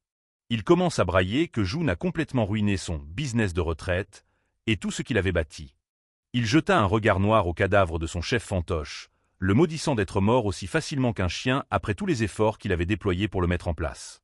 Jun s'arrête une seconde, franchement confus par l'expression « business de retraite », si c'est comme ça qu'il appelle le trafic d'êtres humains. Il réalise qu'il ne s'agissait pas juste d'une petite faction random. Il y a clairement quelqu'un de plus gros qui tire les ficelles dans l'ombre. Il regarde le carnage, l'esprit déjà en train de bosser sur qui pourrait être derrière cette opération. Il dit au vieux qu'il adorerait en savoir plus sur son fameux business. Jun se met dans une nouvelle garde de combat, prêt à lui tirer les vers du nez. Le vieux, le vrai chef de la secte, rugit comme une bête sauvage, ses mains s'enflammant de flammes sombres et sinistres alors qu'il abandonne toute lucidité pour une ultime attaque. Il se jette en avant, hurlant que Jun n'a que de la gueule, mais que c'est clairement lui qui flippe sa race. Jun toise son adversaire, sa paume brillant d'un QI bleu intense alors qu'il prépare la technique de la paume du tonnerre céleste qu'il a étudiée à la bibliothèque. Il contre la frappe de paume du chef de la secte Bagong de front, déclenchant une explosion d'énergie aveuglante. La force de l'impact est immense, envoyant le vieux valdinguer en arrière dans les airs tandis que le sol se fracasse sous leurs pieds. Le chef de la secte serre les dents de frustration, les mains tremblantes alors qu'il maudit ce morveux qui le pousse dans ses derniers retranchements. Avec un regard de dingue, il réalise que le QI de Jun n'est pas normal. Il est pur et écrasant, faisant paraître le sien corrompu en comparaison. Désespéré d'en finir, les mains du vieux s'enflammèrent de flammes sombres et oranges alors qu'il rugissait qu'il allait dévorer l'énergie de Jun pour lui-même. Jun reste de marbre, ses yeux suivant les mouvements de l'homme même alors que la paume enflammée passe à quelques pouces de son visage. Une onde de choc massive éclate lorsque leur puissance s'entrechoque, faisant voler les débris dans toutes les directions alors que la cour est mise en pièces. À travers le voile de son chapeau de bambou, l'expression de Jun vire à la légère surprise lorsqu'il sent une drôle d'aspiration sur son énergie interne. Il attrape rapidement le cadavre d'un des gardes. Il balance le cadavre direct sur le vieux pour perturber sa technique interdite. Une fumée noire commence à s'échapper du corps. Mais au lieu de ça, l'énergie sombre explose, réduisant instantanément le cadavre en cendres. Jun regarde froidement le vieux, visiblement frustré, balancer le cadavre calciné de côté. Le chef de la secte subit une transformation terrifiante, ses yeux devenant blancs alors qu'il libère pleinement l'art de la dévolution des cieux. Pas impressionné pour un sou, Jun lui demande si son énergie interne est tellement minable qu'il a dû en être réduit à apprendre une méthode de cultivation démoniaque aussi low cost et bidon. Le vieux hurle de rage, sa fierté étant bien plus blessée que son corps par le manque de respect flagrant du garçon. Ils reprennent le combat, leur mouvement n'étant qu'un éclair d'acier et de feu alors que la cupidité du chef pour l'énergie de Jun le pousse à la folie. Il se dit en lui-même que s'il peut juste absorber une fraction de ce QI-yang solaire, il pourra enfin atteindre le sommet de son royaume de cultivation. Il frappe ses poings contre les dalles de pierre, les réduisant en poussière en hurlant au « petit rat » d'arrêter de bouger et de l'affronter. Jun saute sans effort sur un toit voisin, regardant le vieux fou de haut avec un mélange de pitié et de mépris. Il demande si la secte Bagong a vraiment vendu son âme au culte démoniaque du soleil et de la lune juste pour gratter une technique aussi bancale. Le chef de la secte ne cherche même plus à se cacher, sautant après Jun tout en hurlant qu'il ferait n'importe quoi pour de la puissance. Son visage est un masque de pure démence alors qu'il tend les mains, les yeux rivés sur l'énergie qu'il convoite si désespérément. Jun soupire, décidant qu'il a entendu tout ce qu'il avait besoin de savoir sur leur lien avec le culte. Il colle un coup de paume dévastateur sur l'épaule du vieux, lui fracturant l'omoplate instantanément. Le chef de la secte est renvoyé sur terre, son corps percutant le sol dans un bruit d'os brisé. Ne lui laissant pas de répit, Jun fond du ciel comme une météorite, portant un coup final et écrasant pour clore les débats. Un râle étouffé s'échappe de la gorge du vieux alors que ses dernières forces le quittent, sa vision s'effaçant dans le noir. L'impact creuse un cratère massif au centre de la cour, envoyant un panache de poussière haut dans les airs. Gisant brisé et ensanglanté dans les décombres, le chef de la secte retrouve un filet de voix, suppliant faiblement Jun de lui laisser la vie sauve. Jun termine le combat d'un coup de poing chargé de foudre, un énorme coup de tonnerre s'abattant sur la tête du vieux, fracassant la terre sous ses yeux. Le combat est enfin terminé, laissant le chef autrefois puissant de la secte Bagong comme un simple tas de viande vaincu sur le sol. Alors que la poussière retombe, Jun remarque un petit manuel maculé de sang qui s'est échappé des robes du vieux pendant la bagarre. Il déboule en courant dans la cour, interpellant le jeune héros, après avoir fini de sécuriser le périmètre. Il s'arrête net, la mâchoire lui en tombant en découvrant le chantier monstrueux que Jun a laissé derrière lui. L'endroit ressemble à une zone de guerre. Il se penche sur le corps, reconnaissant le mec comme le vieux Sango, une sangsue notoire qui vivait des restes du culte démoniaque du soleil et de la lune. Il est franchement impressionné que Jun ait réussi à coucher un vétéran comme Sango juste après s'être farci le reste de la secte. En regardant l'ado si calme, il ne peut s'empêcher de se demander qui est vraiment ce bleu pour posséder une force aussi monstrueuse. Jun ignore les compliments et se contente de lui tendre le petit carnet trouvé, disant à son aîné qu'il était caché dans les robes du mec. Il feuillette les pages, son expression devenant grave lorsqu'il réalise qu'il s'agit en fait d'un grand livre détaillant les affaires illégales de la secte. Il fixe le registre, l'esprit en ébullition, se demandant si cette découverte n'est pas la clé pour démonter un complot bien plus vaste. L'un des gamins libérés s'approche de lui demandant en larmes de l'aider à retrouver sa sœur, même si il trouve quand même le temps de le reprendre avec humour pour qu'il l'appelle « grand frère » au lieu de « monsieur ». Une femme libérée des geôles dit à Jun que les sectateurs avaient déjà déplacé certains gamins vers un autre endroit avant son arrivée, le suppliant de les sauver eux aussi. Une petite main attrape fermement la robe de Jun, s'il vous plaît, désespéré s'échappant des lèvres du jeune garçon. Le gamin de tout à l'heure est en larmes, suppliant Jun de retrouver sa sœur et les autres qui ont été embarqués. Il examine le registre, réalisant qu'il s'agit d'une liste de gosses vendus au culte démoniaque, et Jun insiste immédiatement pour qu'il se lance à leur poursuite. À la surprise de Jun, il le stoppe, déclarant que sa mission s'arrête officiellement ici. Jun est décontenancé, lui demandant pourquoi il devrait faire demi-tour maintenant après avoir trouvé une telle piste. Il lui explique qu'il a reçu des ordres stricts lors d'une réunion avec des pontes comme le démon de l'épée et le seigneur Muk pour tenir Jun à l'écart de toute mission touchant au culte démoniaque. Il réitère son ordre de rentrer, son ton ne laissant aucune place à la discussion alors qu'il se détourne.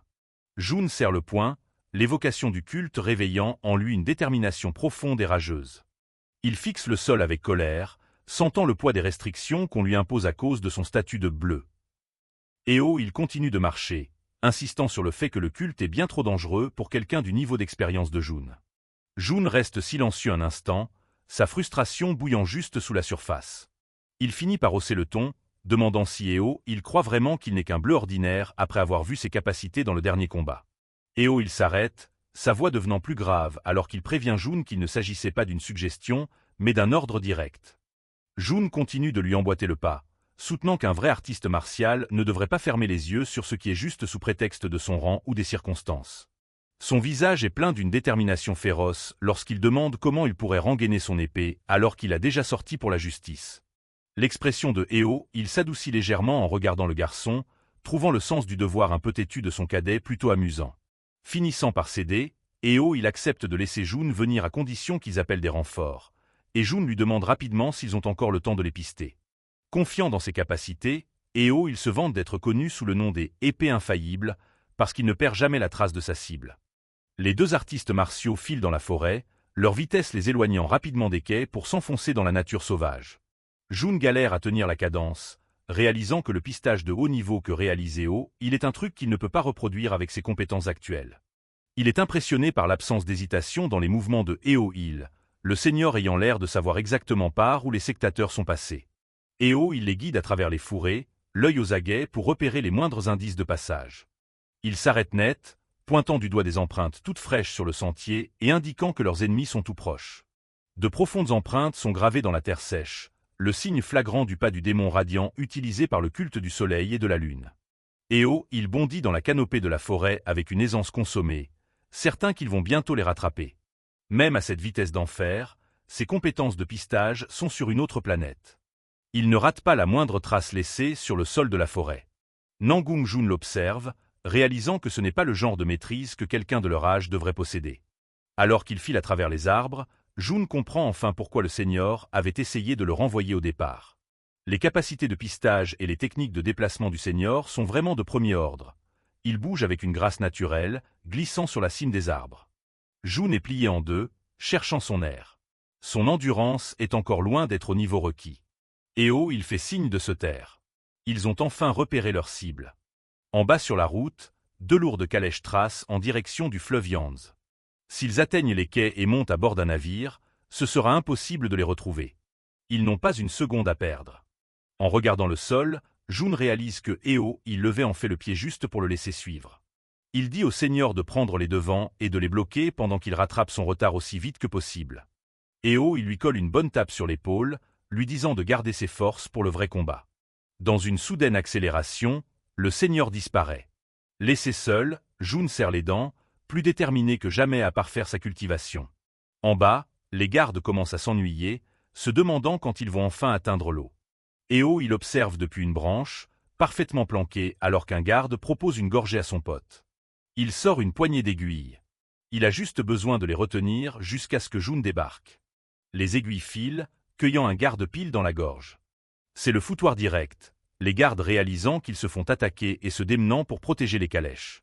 Eo, il poursuit l'assaut depuis l'ombre, ses aiguilles pleuvant comme une grêle mortelle. Un autre garde est réduit au silence avant même d'avoir pu couiner. Le chef des gardes dévie les armes cachées, saoulé de voir que l'ennemi ne montre pas sa tête. Mais là, un sourire en coin s'affiche sur son visage quand il pige un truc. Il réalise qu'il n'y a qu'un seul assaillant et ordonne à ses hommes d'ignorer la distraction et de continuer à faire avancer la cargaison. Voyant son plan foiré, Eo, il réalise qu'ils ont cramé son bluff bien trop vite. Il n'a pas d'autre choix que d'aller au contact direct, d'où le fait qu'il dégaine sa lame. Il tombe du ciel, coupant le cheval de tête en un seul coup fluide. L'animal s'effondre, et toute la calèche se retourne dans un crash violent. À l'intérieur de la calèche sombre, la fratrie Nangung est morte de trouille, appelant à l'aide pour que quelqu'un les sorte de là. Dehors, Eo, il serre les dents, sachant que les gamins sont coincés au milieu des tirs croisés. Un impact massif fracasse le toit, détruisant la calèche en bois d'un seul coup. Eo, il parvient de justesse à sauter en arrière, le cœur battant à 1000 à leur face à cet assaillant inconnu. Avant qu'il ne puisse reprendre son souffle, un lourd coup de pied fonce sur lui avec une force incroyable. L'onde de choc de l'attaque déchire l'air, envoyant la poussière et les débris partout. Eo, il réalise à quel point il est passé à ça de crever. Si ce coup de pied l'avait cueilli, c'était plié direct. Il observe les pieds de l'ennemi de près, notant la vitesse de dingue de ses arts martiaux. L'officier de Myongyo s'avance avec un sourire arrogant, se foutant de la gueule de Eo face à sa peur évidente. Mais Eo, il ne recule pas. Il porte juste la main à la gourde de torboyau à sa ceinture. En plein milieu d'un combat à la vie à la mort, il se met à siffler son verre comme s'il n'y avait pas de lendemain. L'officier au visage balafré le regarde, halluciné, se demandant pourquoi ce mec se met à peinter maintenant. Eo, il s'essuie la bouche et lui lance qu'il n'y a qu'une seule personne qui lui fait vraiment flipper. Et ce n'est pas ce sectateur. Il se jette en avant, sa lame brillant au soleil alors qu'il passe à l'offensive. L'expression de l'officier vire au choc quand il réalise que la vitesse de son adversaire vient de faire un bond. Les yeux de Eo, il est froid et concentré. Tout son style de combat s'est transformé en un truc bien plus dangereux. Une explosion de lumière massive éclate alors que leurs énergies s'entrechoquent au milieu des bois. Les bruits d'acier qui cognent et les lourds impacts résonnent à travers la forêt dense. C'est un flou de mouvement alors que Eo, il slalome à travers une rafale de coups de pied létaux. L'officier frappe le sol du pied, sa puissance brute fissurant la terre sous ses pas. Un coup de pied finit par cueillir Eo, il au thorax, lui arrachant un grognement de douleur alors qu'il se fait repousser. L'officier ne lui laisse pas une seconde pour s'en remettre, lui collant au basque avec un assaut implacable. Eo, il sent qu'il perd du terrain, réalisant qu'il a affaire à un sectateur démoniaque de haut niveau. Ces fanatiques sont entraînés aux arts les plus brutaux du culte du soleil et de la lune dès qu'ils signent chez eux. Et un cadre qui maîtrise ces arts atteint le royaume révolu, décrochant le rang d'officier. Ils bougent à travers les arbres comme des fantômes, leur puissance dépassant de loin celle d'un artiste martial lambda. L'officier se marre alors que Eo, il se démène pour esquiver un autre coup, le traitant de raquidétal. Il bloque la lame de Eo, il avec son pied, lui balançant qu'il ne joue pas du tout dans la même catégorie. Eo, il serre son épée encore plus fort, ses phalanges devenant blanches alors qu'il cherche une sortie. Son problème principal, ce n'est pas lui, c'est de tenir ce monstre éloigné du jeune Nangung Jun. Soudain, l'officier laisse une ouverture, trébuchant légèrement dans son arrogance. C'est le moment que Eo il attendait. Il doit faire en sorte que ce coup compte. Il met toute son énergie dans une estocade de la dernière chance, sa lame brillant d'une aura bleue bien tranchante. Mais l'officier réagit direct, bloquant l'épée à main nue avec un sourire moqueur. Il lâche un rire glacial, déçu que la résistance ait été de si courte durée. Avant même que il ne pige son échec, une feinte brutale le place idéalement pour un coup de massue. Un poing lui fracasse le visage, faisant tourner sa vision tandis que son bandeau se fait la malle. Il essaie de lever les bras pour bloquer, mais la puissance brute derrière le coup suivant est écrasante. Sentant le goût du sang, il réalise que son énergie interne ne suffit pas à combler le fossé entre leurs niveaux. La force du dernier coup l'envoie valdinguer dans les airs comme une poupée désarticulée. Les gamins hurlent d'horreur en voyant leur protecteur tomber, le suppliant de ne pas mourir. L'officier se tient au-dessus de son corps brisé, ricanant de voir à quel point le combat s'est avéré pathétique et embarrassant. L'officier de Myongyo ricane, notant que la société de Chanchon a toujours tendance à foutre son nez partout. Il regarde il de haut, lui promettant qu'il ne lui fera pas la fleur d'une mort rapide. Il est étalé par terre, complètement à la merci du sectateur alors qu'il fixe son bourreau. Pile à ce moment-là, la tête de l'officier tourne d'un coup sec, captant une présence qu'il n'avait pas calculée. Un bruit de pas calme et régulier approche depuis les ombres du sentier forestier. Nangung-jun apparaît, projetant violemment l'un des sbires en robe noire au sol, le visage de marbre et son aura dégageant une autorité glaciale. Les yeux de l'officier s'écarquillent de confusion. Il n'arrive pas à croire qu'un simple gamin se tienne devant lui avec autant d'assurance.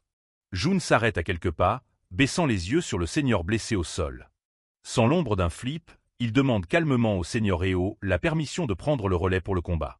Il est envahi par une vague de soulagement soudaine et énorme de voir le garçon là.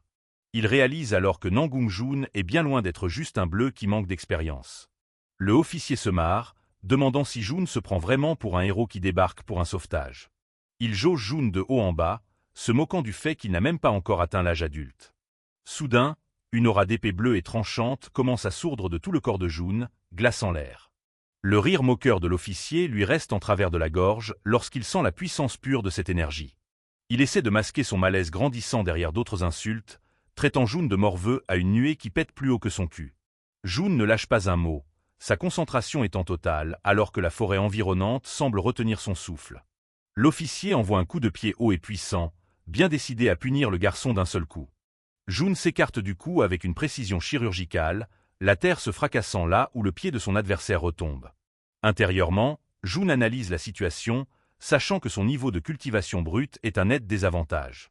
Un clang métallique résonne à travers toute la forêt. La lame de Jun percute la jambe de l'officier, mais c'est comme taillé dans de la roche solide. Il est stupéfait de croiser un maître d'un tel niveau ici, voyant l'énergie interne du mec déborder de manière incontrôlable de ses propres membres. Mais Jun sait que les arts martiaux, c'est bien plus que de la force brute et des jauges d'énergie. L'officier se fout du niveau à une nuée du garçon, pensant que le fossé entre eux est infranchissable. Il exige de savoir ce qu'un gamin, comme lui pourrait bien faire contre un maître du culte. Mais alors qu'il faisait quelques pas, il se figea comme s'il avait pris une décharge électrique dans les jambes. Il ne pouvait plus canaliser son énergie interne pour attaquer. Les yeux de l'officier s'écarquillent d'horreur, sa mobilité venait d'être complètement flinguée. Pendant ce temps, Jun s'est déjà ancré, prêt à décocher son coup suivant. Jun comprenait parfaitement que le QI de l'épée et la force de la paume n'étaient que des expressions différentes d'une même vérité martiale. Il slalome à travers une tempête désespérée de coups de pied et de poings, ses mouvements étant fluides comme l'eau. L'officier hurle de frustration, incapable de coller ne serait-ce qu'un coup d'œil au gamin. Il traite Jun de coriace, son arrogance laissant enfin la place à un instinct de survie purement primaire. Jun prépare son contre ultime, sachant qu'il n'a qu'une seule chance de plier sa propre main. L'officier rugit pour qu'il dégage, envoyant un dernier coup de poing très lourd. Le regard de Jun devient glacial alors qu'il serre sa lame, déclarant que tant qu'il aura une épée, il ne tombera pas. La foudre bleue explose alors qu'il exécute la 10e posture des 13 épées de foudre du tonnerre, 10 larmes. L'officier reste figé une seconde alors que Jun passe à côté de lui comme un fantôme silencieux. Il recrache une fontaine de sang, toujours incapable de piger comment un gamin pouvait posséder une maîtrise aussi mortelle. Alors que le sectateur s'effondre, sa dernière pensée va à l'impossibilité pure de ce qui vient de se passer. Jun rengaine sa lame et se dirige vers il pour lui filer un coup de main, saluant le boulot accompli. Il le regarde avec un profond respect, même s'il grimace sous l'effet de la douleur de ses côtes enfoncées. Jun ignore les compliments, se concentrant plutôt sur la gravité des blessures du seigneur alors qu'ils entament le chemin du retour. Nangung-jun fixe le sentier forestier, ressentant une pointe de culpabilité à l'idée que le seigneur Eo ait été blessé à cause de ses propres faiblesses supposées. Eo il lâche un rire bruyant, ajustant son chapeau et disant au garçon de ne pas s'en faire pour des broutilles pareilles. Tout en rentrant avec les survivants, Eo il dit à Jun qu'il a beaucoup appris en le regardant pendant cette première mission. Avec les gamins tirés d'affaire et le registre du culte récupéré, la mission est un succès incontestable. Eo il sourit, réalisant que qualifier la mission de simplement « réussie » est un énorme euphémisme. Dans sa tête, il se rejoue les moments où la puissance incroyable de Jun s'est déchaînée. Le garçon a démonté la secte Bagong à lui tout seul et s'est offert un dangereux officier de Myongyo. Plus encore que sa force, Eo il est touché par la gentillesse sincère dont Jun fait preuve envers les civils qu'il a sauvés. Il se rappelle la terreur pure dans les yeux de l'ennemi face à l'escrime de Jun qui défie le bon sens. Eo il réalise qu'un talent aussi immense que celui de Jun ne pourra pas rester enfermé dans une simple forteresse éternellement. Il prend la résolution de mettre le paquet dans son rapport officiel pour s'assurer que les hauts gradés sachent exactement de quoi Jun est capable. Le duo marche à travers la brume, leur mission touchant enfin à sa fin. Aux portes de la société, Eo il dit à Jun d'aller se poser pendant que lui file au département Mukyang pour faire son rapport. L'architecture grandiose et imposante de la société de Chanchon tient bon face aux nuages tourbillonnants. Soudain, une voix grave appelle Nangung Jun par son nom, prenant le garçon de court. Jun se retourne pour voir une silhouette en imposé s'avancer, le cœur battant sous le poids d'une présence écrasante. Un homme massif avec un chignon noir et une veste orange sur des robes grises se présente comme Kangok, le maître du pavillon Jongpa. Jun reconnaît le nom du pavillon, un endroit réputé pour ses guerriers à la force hors norme. Gardant son sang-froid, le jeune disciple salue d'une révérence profonde et respectueuse le légendaire maître de pavillon. Le pavillon Jongpa est célèbre pour sa puissance destructrice, une force capable de briser n'importe quelle ligne ennemie. Dans n'importe quel conflit de grande envergure, les guerriers du pavillon Jongpa sont toujours en première ligne, menant la charge. Ils sont un véritable tourbillon de violence sur le champ de bataille, ne laissant derrière eux que poussière et défaite. Kangok lui-même est réputé pour être un maître suprême, un homme dont la force physique n'a presque aucun égal. Il trimballe une hache de bataille massive à double tranchant qui dégorge du sang métaphorique de ses innombrables victoires. Kangok fait un pas en avant, les yeux plissés alors qu'il remet sur le tapis l'accrochage de Jun avec le culte démoniaque du soleil et de la lune. Jun ressent le poids physique de l'aura du mec, une pression écrasante qui teste son esprit même. La voix de Kangok est basse et menaçante lorsqu'il demande si Jun sait que le culte traque spécifiquement les hommes nés avec le blocage des 9 méridiens yin. Jun serre les dents, sachant que l'homme essaie délibérément de briser sa volonté. Il valide la question, son esprit se tournant vers les sombres symboles du culte. Le culte démoniaque du soleil et de la lune est tristement célèbre pour ses arts démoniaques horribles et ses rituels sacrificiels. Dans sa vie passée, Jun les a vus utiliser ces rituels pour créer des réceptacles vides et tordus qui n'étaient ni hommes ni femmes. Il comprend que son corps unique est le gros lot pour leurs sombres ambitions. Sa constitution lui permet de traiter à la fois les énergies yin et yang, faisant de lui un candidat parfait, bien que réticent. Kangok demande s'il ne serait pas plus sage pour Jun de simplement se planquer à l'abri au sein de la société. Jun reste droit sur ses appuis, affirmant que fuir serait la solution de facilité, mais pas la bonne. Il estime que sa nouvelle vie doit être dédiée à suivre la voie de la chevalerie à travers les arts martiaux. Le visage de Kangok se tord de rage, exigeant de savoir si un gamin avec un peu de talent s'imagine pouvoir planer au-dessus du monde. Jun se rappelle l'ombre des disciples qu'il a perdus dans son passé, un fardeau qui l'empêche de faire le flambeur. Il regarde Kangok dans les yeux, déclarant que son épée est juste et le restera jusqu'au bout. Kangok scrute le visage du garçon, se demandant s'il s'agit juste d'un excès de confiance juvénile ou d'une résolution en acier trempé. Il prévient Jun que le culte va le chasser sans relâche jusqu'au jour de sa mort. Soudain, Kangok empoigne sa hache massive, déclarant qu'il va tester les arts martiaux de Jun ici et maintenant. Kangok bondit haut dans le ciel, sa silhouette masquant le soleil alors qu'il hurle à Nangung Jun de sortir sa lame et de se défendre. Le bruit de l'acier contre l'acier résonne dans la cour alors que Jun cueille la hache qui descend avec sa propre lame dans une gerbe d'étincelles. Les yeux de Kangok se plissent de surprise lorsqu'il réalise que le garçon ne fait pas que survivre au coup, mais qu'il tient ses appuis. Le regard de Jun est froid et total, chacun de ses sens étant en alerte et focalisé entièrement sur le colosse face à lui. Le maître de pavillon est bluffé qu'un simple enfant puisse lire ces formes complexes aussi parfaitement, sans se laisser démonter par sa présence écrasante. Déterminé à voir ce que le garçon a dans le ventre, Kangok lâche un grognement et balance à nouveau sa hache, mettant encore plus de puissance dans le coup. Jun danse à travers l'arc létal de la hache, ses mouvements étant un modèle de grâce alors qu'il continue de parer et de dévier les lourdes attaques. Réalisant que l'enfant est bien plus doué que prévu, Kangok rassemble son énergie pour un coup capable de coucher un homme ordinaire. Jun sent la pression atmosphérique changer, sachant que son épée va voler en éclats s'il essaie de bloquer cette prochaine attaque de front. Il va chercher loin dans les souvenirs de sa vie passée, décidant de recréer le légendaire art de l'épée du grand vent pour survivre. Son corps commence à bouger dans un élan rotatif trompeur, canalisant la force brute de l'environnement. Utilisant les principes profonds de l'énergie du dévidage de soi, il transforme son épée en un vortex qui capte et renvoie la puissance de Kangok. Les deux armes se percutent avec la force d'un coup de tonnerre, envoyant un geyser d'énergie massive jaillir dans l'air. L'impact est si violent que les toits voisins commencent à trembler, les tuiles cliquetant sous l'effet du bang supersonique intense. Même les lourdes structures de pierre autour de l'entrée de la société gémissent et tremblent sous le choc de l'affrontement. Jun serre les dents alors qu'il se fait repousser, sa petite carrure luttant contre le poids physique pur d'un maître du royaume révolu. Il est un instant impressionné par la profondeur terrifiante de l'énergie interne de Kangok, qui s'apparente à une marée immuable. Refusant de plier, Jun lâche un cri rageur et repousse avec toute la volonté et l'énergie spirituelle qu'il peut rassembler. Il plongea son épée dans le sol pour retrouver son équilibre. La pierre et la poussière sont projetées haut dans les airs alors que l'onde de choc creuse de profondes entailles dans le pavé de la cour. Alors que la poussière retombait, une longue entaille gravée par l'épée de Jun fut révélée, témoignant de sa lutte acharnée pour maintenir sa position. Jun reste planté là, haletant, le souffle court, mais il reste debout et provocateur. Kangok fixe le garçon dans un silence de mort, son esprit étant incapable d'assimiler le talent pur dont il vient d'être témoin. Il regarda les longues traces de dérapage laissées par ses bottes, stupéfait de réaliser que lui aussi avait été contraint de reculer. Un homme descend dans les profondeurs dans une cage, un sombre rappel des ténèbres que Jun se bat pour effacer. Il voit les visages des innocents, ce qui nourrit sa résolution de défendre ce qui est juste, peu importe le prix. Jun reprend son souffle, ayant mis la moindre parcelle de son esprit dans ce choc final. Kangok serre son arme, notant que la plupart des gens laissent tomber leurs convictions dès que les choses se gâtent. But Jun n'est pas tout seul.